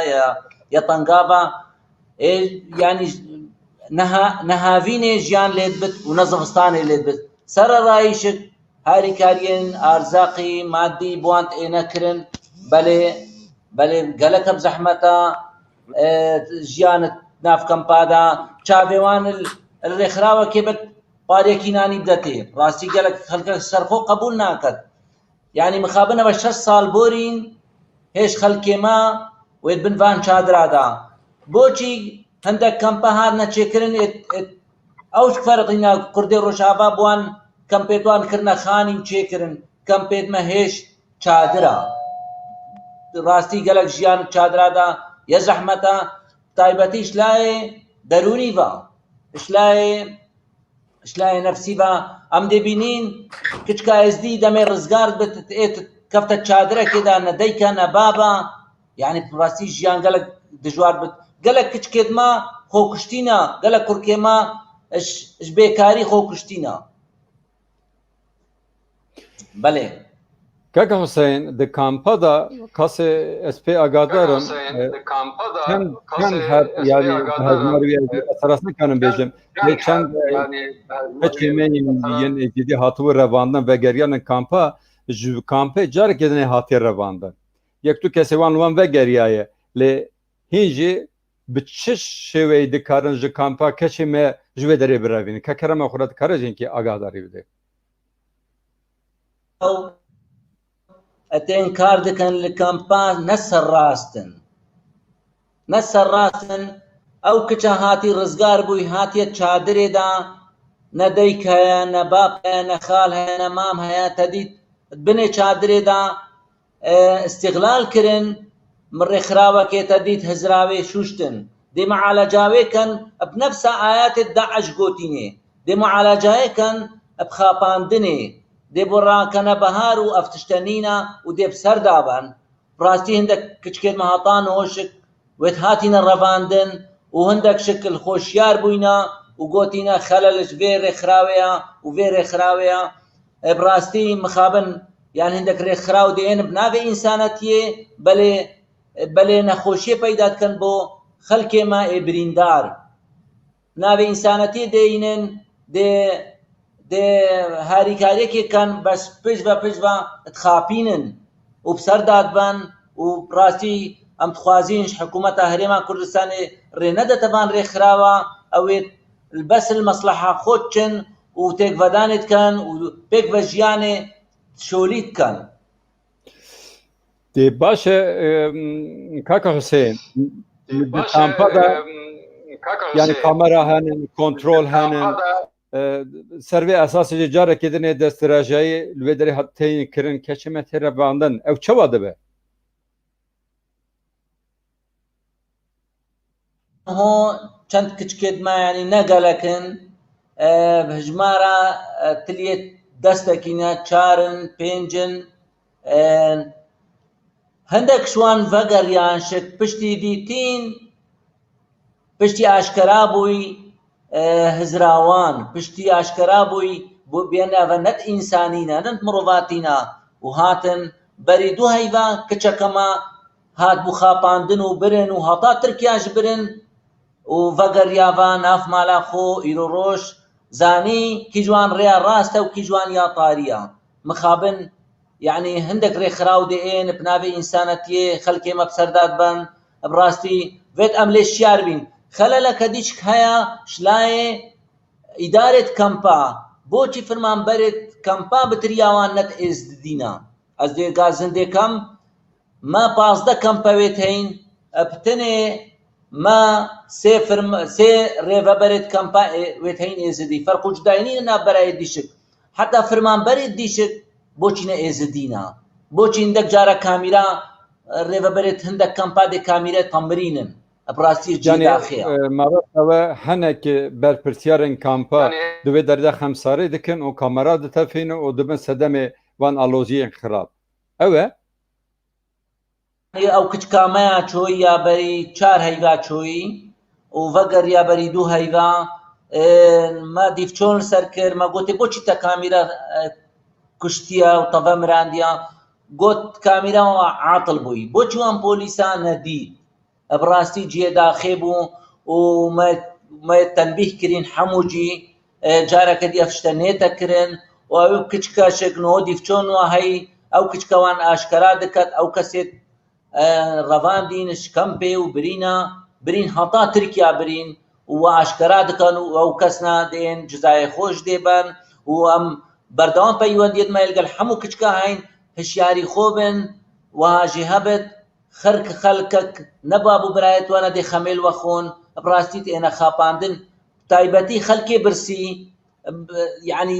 محتاجە ئێک هاریکاریاوان بکات ئالیە دەرونیڤە بەس مخابن هەندێک ڕێکخراو دێ خاپینن و دێ کچکێت مە بسەر دابن هەندێک دێ بشنێ دێوەرن دێوەگەهینینا دەربەی وڵاتی دەولەتا تە بڤێت مخابن کچکێت مە هەندێک هێشت بچووکن یعنی عەمریوان 15-16 ساڵە خاپینن بڕاستی جیە داخەیە ئەس دخوازم کەسانێت پسپۆرێت ئێزدی یانێت نەتەوە پەرێسل vان کەمپان کار بکەن و خۆشنێزیک بە ئالیە پسپۆری و ئالیە دەرونی خۆنێزیکی وان خوشک و دەیکا بکەن تایبەتیت ڕزگار بوون ژەستێ داعش دەرونێوان چەکەی تێکدایە هێش وێت نافتاریەدا ژین هێش ئەو دیمەنێت نەخۆش دیتین وقتی لە داعش هێشت هزرێتواندا ماین یعنی بڕاستی باوریان چەکێ کەسێ داعش ڕزگار بوون هاتن چادرێدا عیش بن ڕاستی چادرشک ژیان گەلک زەحمەتە تێدا وان دوێت کەم پێ دەرکەبن هەندێک دێ ڕێکخراو بێژنی دێوە بەینە ڤلەکە گەلەکە جوان ڕێک و پێک و دێ خاپینن بێت ئەم پەیوەندیت خۆل گەلوان ڕزگار بوویت دەستێ داعش بکەین ئەم بێژنێ هشیار بن چوو پێنگاوانە هابێژن یان پرسیارش کەسانێت خۆ بکەن شیان کەسانێت خەمخۆر سپاس کەماڵاتە بابە کاک شێخ زەدۆ نەها ئەستێم سەرجەنەبەوە جارێکێ دنێ نەهاوە بەحسا مێرخوازیان یەن هەنێکێ خۆباخشێن پێشمەرگێ کردن دەسەڵاتدارێن هەرمێ کردن بە هەر شێوێ دوێ شانازیەوان وان بێتەکردن هەتا وەکی داخوازە پەیکەرە دانیاوانجی وەکرد لێ تشتێکی دیجە ئەس دخوازم پرس بکەم دوێ هێرشێدا هەنێک کورت و کێماسێ یاژێ لاوازکردنا بەرەوانیە شەرێدا داعشێدا هەنێک کەسەن بەرپرسیارێوانە یعنی نە ئەرەنی هەیە گەلۆ دوێ واردەمە چی دخوازم بێژن حتا ئیرۆ ڕۆژوان کەسن کێ کورت و کێماسیên کێ یاژێ بەرەوانی کێ نەباش کردن دەرحەقی وانە تشتێکی بە بۆ ئان خەلات یاژی جەلات هاتن کردن کەرم کرد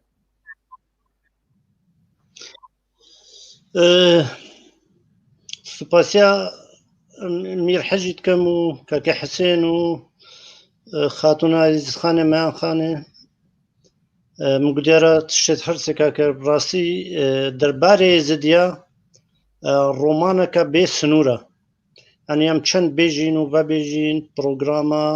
ڕۆژ و شەوە مەها ساڵە خلاص نابێت بەرینۆ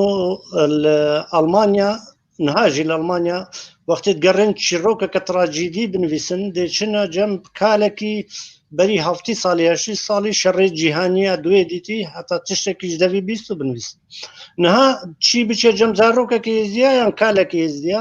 دەوێ بەبێت بەتاڵ نابێت کەکۆ لێرە دەنگێ سۆلیخانێ هاتە من ڕێاوێژی ئەزوێ پرسێ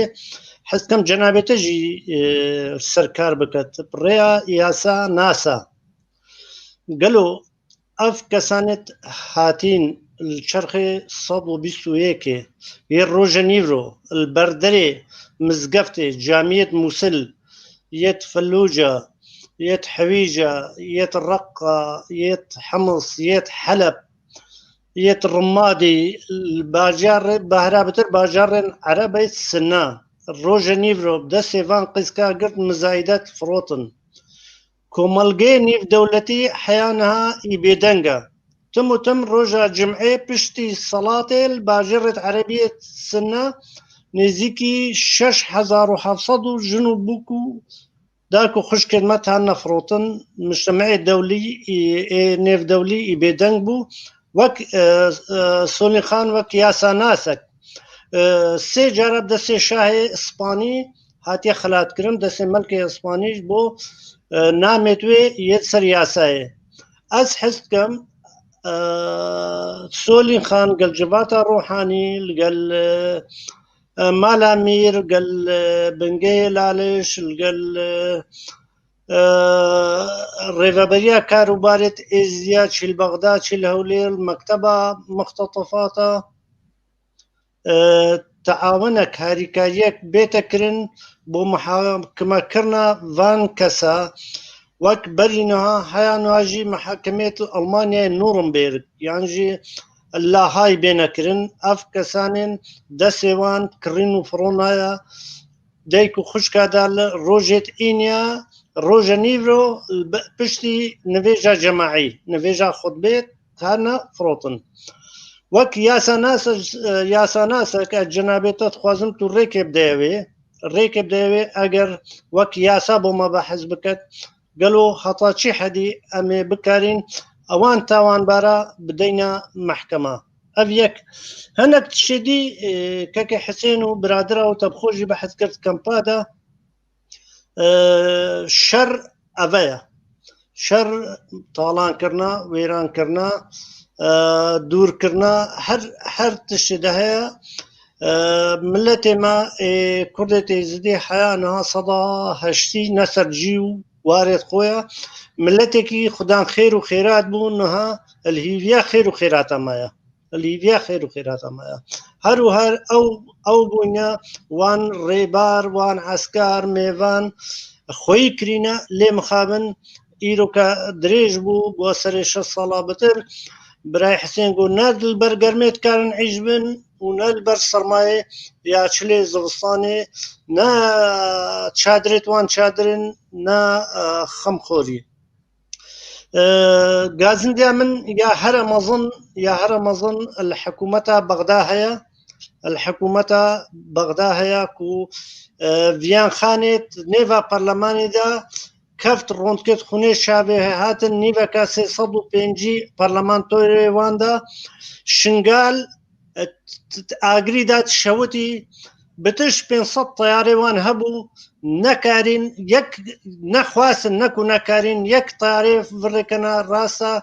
کوچو هما دنگ خو بردابا اگر بمبک جی برندابا بس دنگ خو بربا از باورت کم کار ساتا کوچو چند بو جویا که امد بینین رکا سیاست مدارت ما یت کردستانی و از نکارم بجمت سیاست مدارت ازدی بچالکوانت ازدی بتر وریابن رنگکی اکادمی کار بکن بۆ دادگاهکردنا وان کەسە هاری کار بن چی لاهای چی الاتحاد الأوروبي چی ئەمریکا چی الجامعة عربی ئەف کەسنا بێنە دادگاهکردن دا ئەف تشتنا دووبارە نەبن نەهاژی ئەگەر حکوومەتە بەغدای حەز بکەت يعني ازدي همو 9 مليون تنين مهاجرن حيا نهاجي هر مالكي 1 مليون دينار يعني كمترش $1000 برا خصنا كيكو خانوي 6 صالة هاتي بقاندن شو بدري نا آف جرى بريا نا كهرب جرى بريا نا مدرسة جرى بريا نا أمانات بريا دي سانيكي أو عربنا روجك جمعي الجندكي وان عربا دي سانيكي بيجت الله أكبر هر اون يتأفى 1400 صالة بناوي ويديني سريمات برين حفتي بشار فرمان مراكين هي في دارم برلماني عراقي ويا كردستاني ياسايا كي شيكت هاري كاريا برلماني اوروبا ويا دولتي اونو ياسايا كي شيكت كجارك دي العراقي كسك سراديني نيت قرتن نيت كشتن چونكو او خود بینن گلک او بینن 1400 ساله شور دسوان دا سراد برن جناد بن زاروکا بن آخ دکن خلقی طالان دکن وک یاب دل خود کن اگر تو بیو دستور دولت عراقی بخونی حیانها قانونك ولو ياسايك ولو درني خصنا كو اف فرمان اف انفال بين الرواسلاندن درباری ڕێکخراوێت جیهانی ئەبێت هاریکاریە پێشکەشتکەن ئەو نەتشتێکی نووە لە ڕەبا ساڵ 1990 ئەم ژبعەدی ڕەڤیان ئەزگەل ڕەحمەتی خێری بەگێ بابێ مایان خانێ ئەم چۆین حتا ترکیە هەنگی نزیکی 2 ملیۆن کوردە مهاجر بوو دیسانێکی ڕێکخراوێت جیهانی دەسێ هاریکاریە درێژکردن شکر نهاژی ڕێکخراوێت جیهانی هەنە لێ دەبێت حکوومەتە کوردستانی یا دهۆکێ یا هەولێرت خوازم بزانن هەنە کەس هزرێ ئێخوان چیا هەیەت بندە هزرێ عربکردنا قورتی هزرێ شیری سەرێواندایە تێن عاقلێ وان کەسا خراپ بکەن یانژی حتا هەنەک هەنە ئۆڕۆپینە بناوێ مەسیحیەتێ ناوێ وەک شود یاهۆڤە تێن خەڵکێتکەنە مەسیحی چونکوت لێ قەومینە ئیت تێنینە ئیت برسینە بێژن بەلکو سەردا ببین ئەف تشنا ئێت واجبێ کێنە سەر حکوومەتە کوردستانێ نەخاسمە ڕێڤەبەریە کاروبارێتی زیاد لە هەولێرێ یا بنگەهێ لالش یا جڤاتە مالامیری چالاکبانێت کوردێت ئێزدی چالاکبانێت کورد پەروەر هەموو قەلەمێ خۆ دەنگە خۆ بکنە ئێک ji bo ڕووەکی شارستانی ئەمە بدەینە خەڵکێ خۆنیشە وان دەولەتا بدەین تشێک دیکە کێباران ئەزشتە ڕابێژم هەموو کەسانێت شارەزایەت مێژووێ زانن عەرەبی ئەم بێژنێ ئەنتیداب نها کوردستان قۆناغا ئەنتیدابێدایە ئەنتیداب قانونەکە ملەتێت ئێگرتیە ملەتە فێری دەولەت بوونێتکەن ئەرێ یعنی هەنێک ئازادیەت دەنێ بەس لێت ڕێنن چەند مافێ زارۆکی توی کۆمەڵیدا هەیە چەند مافێ پیرەگێ تێدا هەیە چەند مافێ پێکهاتیەت یان ئەقلیاتێت دینی یانێ نەتەوەیی ینی بۆ نمونە کوردستانێک کاوێت بزانن قیمەتی ترکمانە یە شەبەکە یە کاکەیە یە ئێزدیە چەندە قیمەتی زارۆکێ کورد کوردستانێدا چەندە قیمەتی پیرەگە کورد کوردستانێدا چەندە ئەوە هەموو ڕێکخراوێت دەولەتێت مەزن وەکە ئەمریکا وەکە ئەڵمانیا وەکە یابانێت ئۆڕۆپی هەموو فەڕەنسا هەموو لێ مەیزەتکەن ئەگەر هات و ڕووکێ کوردستانی ڕووکێ ملەتێ کورتێ حکوومەتە کوردستانی پارتێت کوردستانی ڕەنگێکی شارستی خۆنیشا جیهانێدان ئەس مزگینیت دەم هەنگی دەولەت بوونامان نێزیک بووە لێ بلا تشتێک دیمە هەبت نە ئەم هەر تشی ئێخینە سۆی حکوومەتە خۆ حکوومەتەمە یاسایەت باش هەنە لێ ئەمژی هاری کار بین ئەس خۆ جەنابێتە زانتە 25 ساڵە ئازڵ ئەڵمان ڕۆژێکێ میێوانێک من هەبوو ڕێڤەبەرێک کاروبارێت عەرەبی وەزارەتەش دەربەدا وڵاتێت عەرەبە من گۆتێ ئەڵمانیا 80 میلیۆنە چلۆ ڕێڤەت شت گۆ ئەڵمانیا 80 میلیۆنە گۆ 80 میلیۆن پۆلیسێوێ هەیە 80 میلیۆن پۆلیسێوێ هەیە گۆ هەر کەسێکی کڕیارەکە نەدروست بینێت کڕیارەکە درست نبینێت دبێشتە حکوومەتە خۆ فلان سەعەتێ فلانجی فلان تشتی فلان تشت خوارە هاتێکردن بتە شاهد المحکەمێ ئەس خوازم ڕۆژنەمەگەر یا میدیا کوردی ئەسخوازم ڕیسپێت کوردی ڕۆشنبیرێت کوردستانی هەموو ڕووکێ شارستانی هاریکار بن گەل ئاسایشا کوردستانی گەل پۆلیسێ کوردستانی گەل باقژیا کوردستانی گەل سروشتێ کوردستانی چونکو حکوومەت تنێ بێ ملەت چوو حکوومەت ناجح نەبوونە ژبەر vêyekê aniha jî bangewaziya vê kabîneya talîkê bo dijî gendelkariyê rasî rûkek şaristanî ez xwazim her kes îharîkar bit xoda qutil ji van gunha êt gendeliyet Kurdistanê da nemînit tiştê dîsanekê kekê baran hûn duh min gudyara kekê kîfah şingalî kir kekê kîfah şingarî kir got ez wek mîdyakarek got ez mîdyakara Kurdî û ya Erebî neheq dibînim derheqê firmana şingarê da got kêm xemî bûye wek pêdivî erkê xwe ranebûye ne mîdya Kurdî û ne ya Erebî karê xwe ranebûye keko eger tu rêkê bideyî ez ê nimûneke dî ya giring bo cenabête bînim kerem ku ser çawa ez li Hewlêrê bûm hatime kelefkirin mêvanekî pirê ezîz li Hewlêrê bû İsmaîl Bêşikçî nivîskarekî gelekî mezin e pê re biçime çiyayê Şingalê ez wek pêşmergeyek pê raçûm yanî xweşbextane ez pê raçûm li Çilmêra kak İsmaîl Bêşikçî firmêsek ser çavê hene xwar helbet dolmaçîvî mitercimî pê rabû li serê Çilmêra got destê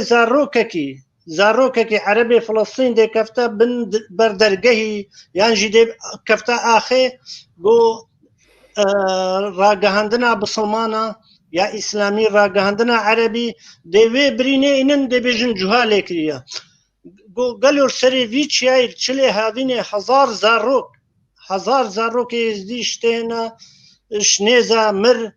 ragihandina İslamî ya Erebî got erkê xwe ranebû li bin sîbera we înnema l-mu'minûne ixwe yan jî انصر اخاك سواء كان ظالما او مظلوما ez vî tiştî carekê dî vê gaziyê digehînme ragihandina Kurdî ragihandina Erebî ragihandina İslamî bila yanî چاوێ نەقلکردنا حقیقەتێ بن یا ڕاستیە بن کو دەستپێکە 121 زارۆ چیایدا شتێهنا بمرت شنێزا بمرت دایەک خۆ بکوژت نەبین زارۆیە بمرت خوشکێت مەسەرێ زنارێ شنگارێ کەس دیێت خۆ هەڤرا گرێدەن و خۆ پاوێژن بێژن بلا نمێژە عەرەبی نەکەین گەلۆ ما وەخت نهاتیە مێدیا کوردی وەخت نهاتیە مێدیا کوردی چیل مەهاباتێ بت چیل ئامەدێ بت کەکێ باران ببۆرە ئەزێ گازندەکێ بکەم اش بۆ فڵەستینێ یەک مەش لە ئامەدێ دەرکەفت اش بۆ فڵەستینێ اش بۆ قودسێ ئیشێمەت پێ چییە لە ئامەدێ دەرکەفت گەلۆ ڕۆژە شنگال 9 ملیۆنێ زدیت هاتە کڕین و فرۆتن چمانێکی ئەو مەشل ئامەدێ دەرنەکەفت چمال هەولێرێ دەرنەکەفت چمال سلێمانێ دەرنەکەفت گەڕەکە ئەو مەشەل بۆ شنگالێ دەرکەوە گەڕەکە ئەو مەشەش بۆ حەلەبچە چێبە دش بۆ 8,000 بارزانیا چێبە ئەو مەشە بۆ ئەنفالێت گرمیان چێبە کەکێ من ئەنی ئەس بینم میدیاکار سیاست مەدارێتمە بلانێکی ڕۆندکێتمە بتر بۆ کوردستانێ بن بۆ کوردایەتێ بن بۆ مرۆڤایەتێ بن ئەس باور کەم جەنابێتە بیرە مەشە ئامەدێ دەرکەفتیش بۆ قودسێ گەلۆک جوها چل مەکریە یعنی بلانێکی ئەم گەلۆ عەرەبێکی ڕۆندکەکشمە ڕاباراندیە یعنی ئەس بێ پرسێشتت کەم وەک میدیاکارێکی کورد تو ترکی گەلێک زمانات زانی بەحسێ وێ مەشێ بکەن 1 ملیۆنش بۆ قودسێ دەرکەفت چما بۆ شنگال دەرنەکەفت چما بۆ حەلەبچە دەرنەکەفت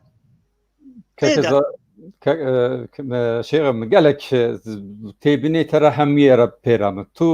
îtirazekî min yekî tuneyê li binê zêdetir dikarim bêjim ew dem jî ez li Amedê bixwe li Amedê bibûm ji xwe li Amedê demekî ewan kesa derketin ew ê kadê çend oldar hebûn ku min nas dikir wekî kes nas dikirim li gel wan danûsendinê me çê bûm yek tiştekî ew pirsekî niha tu min dikim li wan cana wan kesa pirs kirim malan bixwe me gote baş e demekî qîrkirina Helepçe çê bû pêncî yek dewletên yên bi navê îslamî hatin bihevd û civîna wan hebû lê yek daxuyanekî derheqê Helepçê de derneketin rûreş nekirin bekî Filîstînî demdem ji bo bahsiya wekî şerên birperetî dikirin diçûnin başûrê Kurdistanê Kurd dikuştin serê wan ew digirtin pere digirtin hildigirtin hiç pediya ve tunekî hûn bikaribin ji wan ereba derkevin kolana û ji bo birayê xwe yên Kurdê menî êzîdî yên Helepçe yê Enfalê bi xwe hûn dernakevin kadê mixabin ev belakî gelek mezin e li pêşiya me yanî nedewletbûnê ya jî hezra nedewletbûnê hezra ne welatperweriyekî xurt li hemû parçekanê Kurdistanê mixabin ew hîn jî em ki tiştekî em dixwazin di vê şewê de negihîşte vê merhelê xwezî bigihîştine vê merhelê ji xwe evan tişta li gel me çê nedibû cihû tu tiştekî li me nekiriye heta em bijin dem alîkariya me kirin lê ew kî me li pêşberê me nîne yani tu asengî pêşiya me nîne lê min baş tê bîra min di salê heşteyê de piştê leşkerê darbeyî leşkerê gelek Kurdê me Kurdên yên çepkîr derbazê Filîstînê bûn derbazê Beyrûtê bûn li Bunanê bûn wê derê li gel George Hebaş li gel Naif Habatman li gel rehmetî çi ew min navê bijbîr kir serokê wê ye cepêdarê belê îcarê ji bo wan pêşverê cuya jî şerkirin ev çendî di alê olî da Kurd û Kemasî me herî mezin heye me netew kiriye qurbana olê ew dem jî ji ber sedemê teorîk îdeolojik Marksîzmê Leninîzmê yên teoriyên ki li bejna Kurd û Kurdistanî nedihate me xwe qurbana wan jî kir wê demê da çûn piştgiriya yekê bikaribin alîkariya me bikin me hemberê wan şer kir mixabin me piştgiriya yên Filîstînî kir rast e Kurd alî canabên Kurd hez dikin hemû yên miletên bindest xilas bibin lê kesekî ji bo xwe xebatin li kar neke ji bo tu kesekî nikare tu tiştekî bike bibûre ez dixwazim nimûnekê bo cenabê de bînim kunûka sê mêvanê te li Baedrê ne پایتەختە مێر ساڵە 1995 فرمانە فریق پاشا چێبوو فریق پاشا والیەکی ئۆسمانیا بوو دزانێ هات گەلک نەحەقی کرد نەحەقەکە مەزن کرد بەعادر ئێزیدخانە لالش هەموو داگیر کرد میرەکی مە خۆ نەدا دەست باپیرێ پسمامێ میرحەجی باپیرێ بێ مایان خاتونە کچک پیرەگاویە خواسی بوو خۆ نەدا دەست حیا فرمان خلاص پشتنگی ئەوان گرت علی بە گرتن نانە سێوازێ جەمووە یعنی باکووری نانە سێوازێ نزیکی 6 ساڵە نەفێ بوو مەڵایەکتینان ڕۆژێ شەو ڕۆژ نمێژە عەرەبی نیشێت کرد ئەو ڕاد بوو دەست و چاپێت خۆ جوانتکردن ئاخا کوردستانی ماچیت کرد بەرە خۆدا ڕۆژهلات و ڕۆژاوا هەر ملەتێکی هەر بەرهەندێکی ناوێ مەیانە هەنگی ئێزدیا دۆڵما ماوی مەیان خاتونە مەزنش بە عەدرێ بۆ ڕەشاندنە سێوازێ هێزرا حەف زەلامێ بە عەدرێ گەل چۆن بۆ میری دۆڵما ماوی برن کوتبەتە داپیرە بابێ مەیان خاتونێ ئەلوێرێ بوون ئەز مەبەسام ژێ چیرۆکێ چییە هەر ملەتێکی حش ئاخا خۆ نەکەت ئاخا خۆ ناحەبینت نابێتە دەولەتکەکێ من گەلک شعارێت ما هەنا هۆزانوان ما هەنا بۆ نمونایەک ژێ ئەدیب چەلکی هەوزانوانە هەفچەر خەیان بەرینەوە ماڵایە جزیری گوتیە هەندی مابەت بەرێکی سپیل گەلێ ڕالش ڕێناگرم و ناشمە تۆفا بەرێ ڕەش عەرەبستانە سعودێ ئەم وێ نابێژین قادرەمە یا مەزنە ئەم وێ نابێژین ئەم بێژین بلانێکی کورد زەمان هاتیە وەخت هاتیەش بۆ کوردستانە خۆ کار بکات بجا کاکۆ شیرۆ گەلێکە درێژە لێبتنە داخوازیا من یادی ئەگەر ڕێکە بدەن سۆلی خانێ عالی یاسایی بە ئەم چاوانێکی وان تاوانبارە چونکو گەلێک تاوانبار ڕەڤینە هاتینە ترکیە دەست ئینتەرپۆلیت گەهتێ هاتینە ئۆروپایە ئەڵمانیایە ئەمریکایە گەلێک هەنە دەست ئینتەرپۆلی دەوڵەتی دێگەهتێ یاسایە عراقیدا حکوومەتە بەغدایدا ئەو قانونینە محکەمە دووەلی چونکو محکەمە ڕۆمە عراقی خۆ نەکریە ئەندامە بۆ کارێ ئیسلامیش بۆ کارێ عەرەبی خۆ نەکریە ئەندامە تێدا ئەگەر چی جەنابێت خۆ جوابێ بدات یان وێ پرسێ بۆ سۆلنی خانێ ئەمێ چاوان تاوانبارە بکەینە تەجریبەک بۆ جیهانێ ئەوە هاتن کڕین و فڕۆنا کچکە دەسێوان گرت مزایدە $100 $5 لگۆر ئەمرێوێ و لگۆر جوانیا ژنێ بوو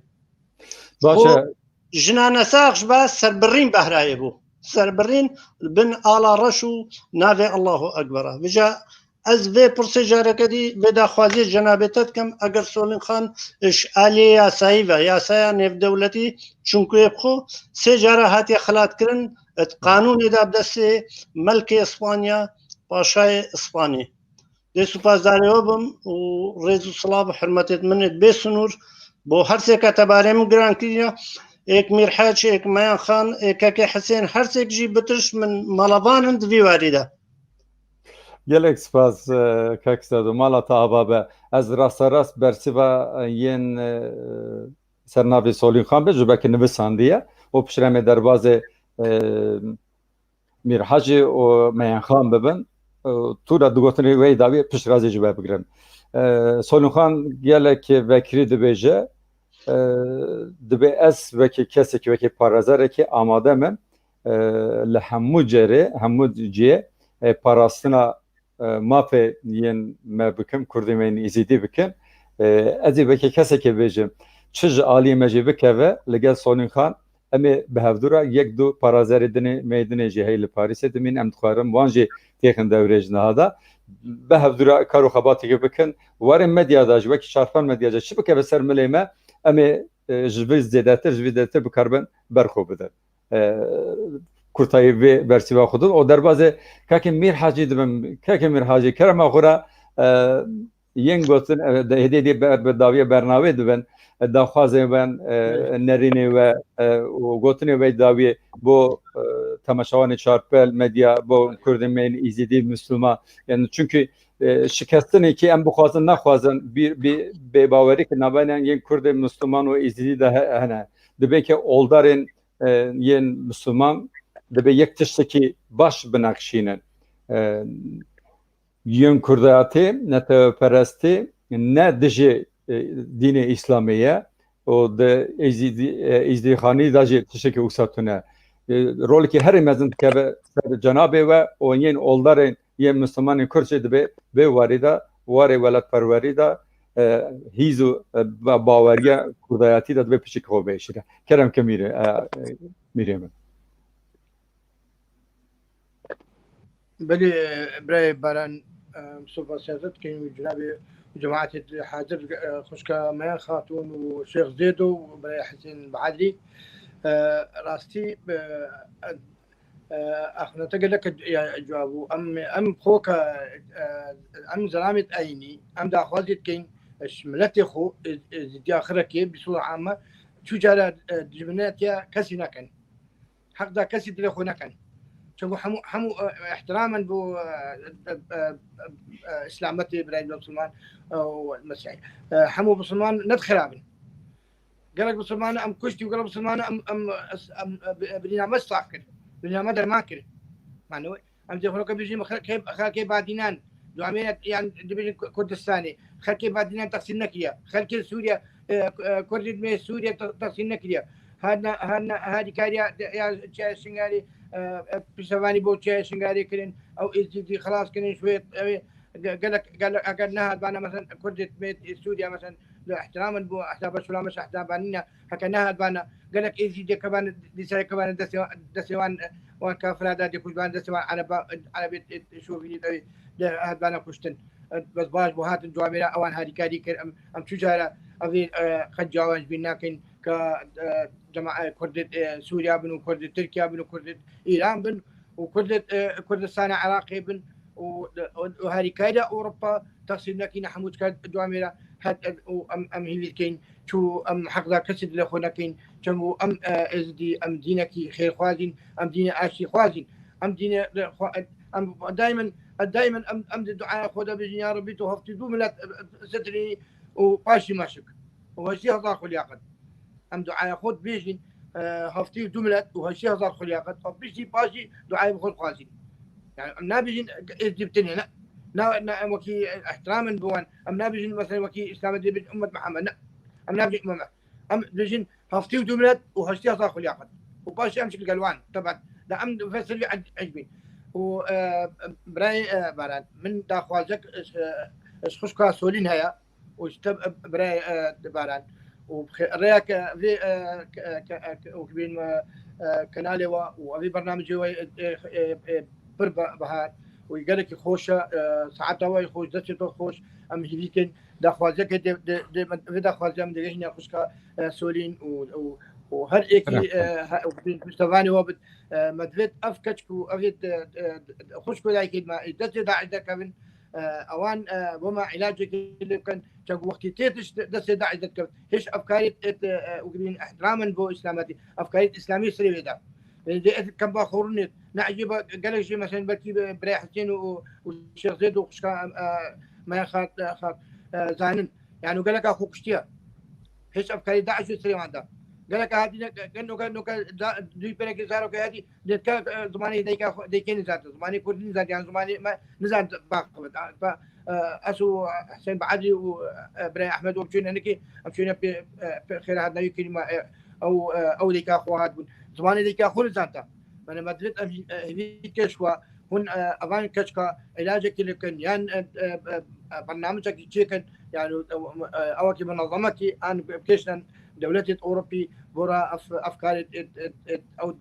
سيوا بالنادري كان قالك كشكو وجنكر بنوكا دايك ما خوش كلمة في إيش هذا وفي إيش قالك خرابة يعني باورك قالك نينا قالك أخوانك حال كذا قالك أخوك وشتى كشكو وجهلا غير شوي أفكار أوينا أفيا ما منا أبو أيوم تركبتني إن شاء الله ودخوازي بواتكم سركفتني وان شاء الله ام هجار القريك رونين وخصوصا القريك باخوين وام ايش ودالت خو وملتي خو ملتي خاني ام بو بيجين وبو حمود الدنيا بيجين مدريد هون والدنيا خلق ودارها مبكات وهاري كاريكي بو ازد خاني وبو ملتي مبكان وخاصة تشيا شنغاري خلقي ما تشيا شنغاري اهم شيء وكيجين خلقي ما تشيا شنغاري شنغار نيت رزقار كرين ازد خان نيت رزقار كرين باشه که میرها سپاس که مالا آوا به بون میوانه ما نرینو گوتنه خو یه هجا و گیان کردستانی هجا و همو تماشاوان چارپل مدیا ین جالی مدته ام تقصیر نکن جالی مدته ام دست خداور ام بی بکن چخو خوشکا سولین سوز خدایه ام لگل هر دو کنتاک دبین لگل تکلی دبینن باور بکن جالی مدت چه بکده جمع ام جبوی تیب کوچن ام هیویدارن ام جی بکاربن ببن دنگی که بچوک جبوی برای خو بکاربن دنگی وان برز بکن ویداره داکو هاوارا ما بگیجه همون میروواتی بگی انسانیتی داکو وجدان آوانجی جاری کده سرچاوه کرن که دين هما تشالك ذاك ابراهيم حسين بعدري واحمد ديما تشالك ذاك شكل مال رحمتي من كامل يعني خذ ابراهيم من كامل الحاله ويسخاني حمود اهل خير وهالانسان كيفاش بتخدم اللي فاش برحمه تمنابي زيدوا عبيد دي يعني عندك زاروا هنا حسين بعدري وعند بيتي كباب راسي قالك نخرج من اخر ما خرب برداقيه يعني زحمه ولا زاروا الطفاله نديك من بابا يعني كمثلا اوك برا هذه كاريك او نت كلمه مثلا برا وافكارك اقلك مثلا درسك ندنا الفان دار وفان او مشكله ما دي او بدي عقليان دي تشد دين دي نعجبها دي حال كان عنده مشكله افكار باشه که میر حاجی سرچاوه سرسرمه سپاسیا جناب وقت کم جاری کدینه خوش کام میان خال کرم که مجھے گوتنی خوین داوی به زمان بینن سیوی دارم گلک جرامه لگل هف بم بکرم آد کاری افزو که کرم که میان خال خدای از بری هر تشتی از گلک ممنونم هر کسانکی اشتي ديني بت اشتي عيني بت اش كدري بت انسانيات القل وابك دايا ملتي ما ام قالك جيت ممنونين وزد بيج ما ملتي خو ايرو روش يعني قضيه خويا اباده جماعي النهيل يدنجي خو انساني هكا ايرو كدفاعش قضيه خو نكر صبي حاضر ومستقبلي وانينا مستقبلك منابت لازم ايرو هكا عمل كشكوك نقرين عمل يا مازن دسنا يخيني بجا ازد بيج ما وكي ازقر يعني وكي مديتي هندا صاله ازد بينم الشنغاري حطان وكجي سويت منين سويت ما هيشتا يعني بلافنا يعني جيكي سويه نين بو خلكي ما الشنغاري بجا ازدا خاص كم هر كسانكي وشلو بيه ازديا هر كسكي هبت مساعدة بقضية بكت وبإبادة جماعي وما توثيق كان وازبجنا خو الطوينم أبي درست كذا ازبجنا خو الطوينم بوديك بو شهيدة إزيد خانة وبو شهيدة كردستاني إت سرخاترا ما هاتينا شهيد كرن وبجنا خو بو حمو إخسيرا وحمو سيوية إزيد خانة بجنا خو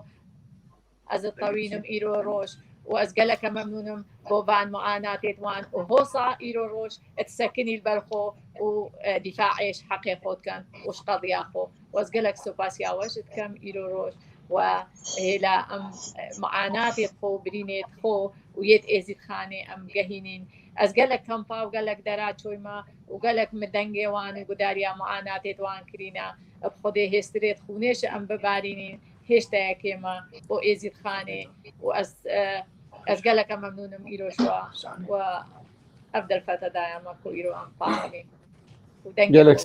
گلک سپاس که ما خمالا و آواب بومد جی کنفشی جی سانازی دنگ برای خو هم بگیجنن برای خو و همون ملته سهویدار من کاروبار خدا سرکفت به ام جی بکرم هر کردی که جالی خدا بکرن علی کاری افدو بکر که حسین کرم خورا گوتنی خوین داوی بیجن او ام هدی برنامه میگیرم سپاس بۆ وێ دەرفەتێ سڵاوەکە گەرم بۆ هەر کەسێکی دڵشۆش بۆ برینا ئێزیدخانێ سوپاس بۆ هەر کەسێکی دلێ ئێزیدخانێ دەرمان کردی سوپاس بۆ هەر کەسێکی گورنژین سەر لێبێت زارۆکێکی پەیدا کردی سوپاس بۆ هەر کەسێکی ڕۆندک بۆ ئێزیدخانێ باراندین نمونە سۆلینخانێ و عەلی عەونی هیوید کەین ئەvە دوماهیک نەخۆشی بت ملەتێ مەدیتی ڕاستی دوهی بیرەوەریە شەشێ بوو یا کۆمکوژ یا کۆچۆ مالا مەیانخانێ مەساق کرد مالە ڕەحمەتی میر کامیران برایەوێ چالاکێکە هونەری یەڕێک و پێک من و هەڤاڵێ من ئەحمەد مشکۆ مێرکانی قوربانیە 69 کەسایە ئەو چالاکیە ئەنجامدا بڕاستی ئەم هەڵتا ساغ بین ئەم کۆمکوژێت خۆشبیر ناکەین و دێ هەر ساغکەین و سڵاوەکە گەرم شک بۆوە هەیە gelek spas dikim ka Hüseyin bo me cekê xweşî ye em hêvîdarin carekê dibîne bikarim bên ba hevdo ez gotina dawiyên didim kek Şêx Bedo kerem kek Zeydo kerema xura gotin dawiyê bêjin keko berî no jî du sê cara got her tiştê her sêka gotî zimangoyê min in yani از تأیید آخرنا هر سکات کم صداصت هناك تشتدي هنا هيك عربي هي بيجت أهالي مكة أدرى بشعابها يعني خلق مكة كولاني ناس دكان وبحثي كمبا خوزي ريفا بريت كمبا وكارمندت كمبا هر شنغالي بانا از تشتكي بيجم دينوها ما خان قالك تيديكتو ميرحجو براي حسينو خدي اتوكي كاك بشيري النيفا كومالا ازدي وكومالا كردستان زاف بكات از بيجم اگر هندك بشيري دي ما هبانا بلكو زارويت اختيم نما بانا كاكي بشير خورتكي كردكي ازديا کۆمەلگا بابیریە شخوا ئەنیاخۆ بتر 100 زارۆکێ ئێختیم ئەوە بۆ سەرێ 4 ساڵە خۆیی دکە وەک هایمێت ئەڵمان وەکێت فەڕەنسا وەکێت هەر کەسی ڕێیاوی من بەرێوە ئەس پێشنیار دکەم جارێکێ هونواژی میێوان بکەن وێ کەمپە ئێتیمە یا زارۆیت بێدای و باب مایەت فرمانە شنگالێ هون وی میوان بکن وەک پێشنیار یانجی سەر ڕەوشا وێ کەمپێ ئەبزارڕۆیت بێدای و باب خودێ جارێکەدی بێژم ئێتوەکی کاکێ بەشیر ناومە زاف بکات مدبێت ڕێیا منبەرێتەژی هاوار و گازیا خۆ بگەینە پارێزگارێ دهۆکێ پارۆزگەرێ هەولێرێ ڕێڤەبەر و کارمەندێت ئێت کەمپا ئەگەر شنگالی بخۆ بن چونکو دەست زانت کێ دەرتخوریێت ئەسێویدارم نویسینگەهێت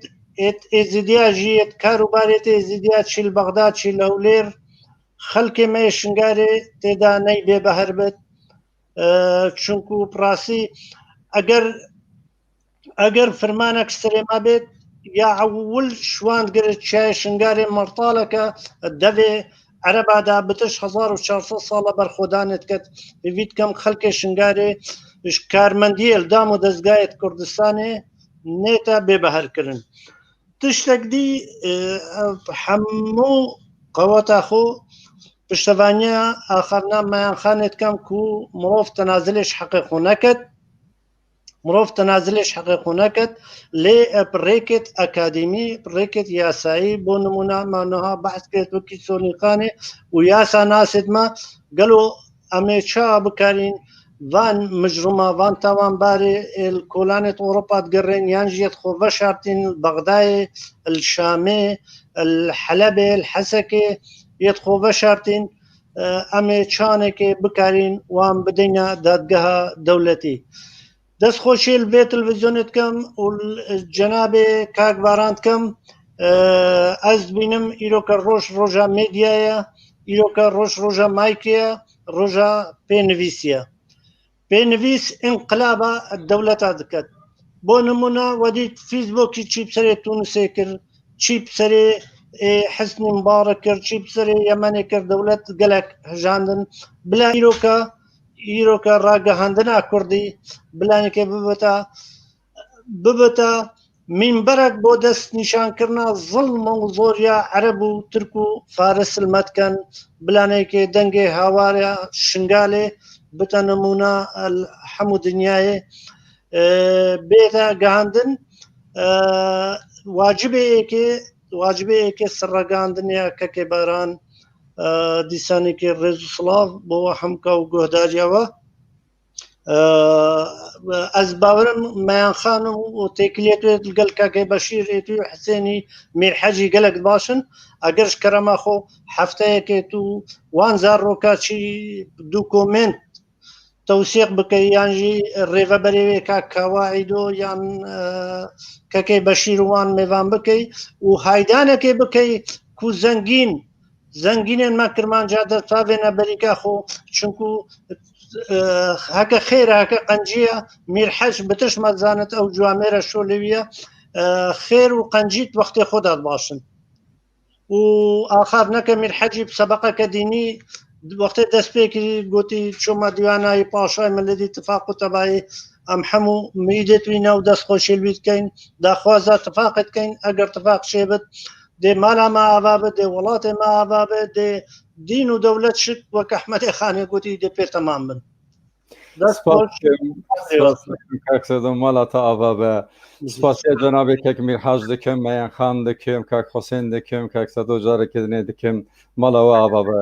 تەماشەوانێ هێژا تەماشەوانێ جوواک و سیاسە چارپال مدیا ما ئیرۆ بکلو کەدەرێن یەن کوردی من ئیزیدی لە شنگالێ کەرەسەتە سەرێوان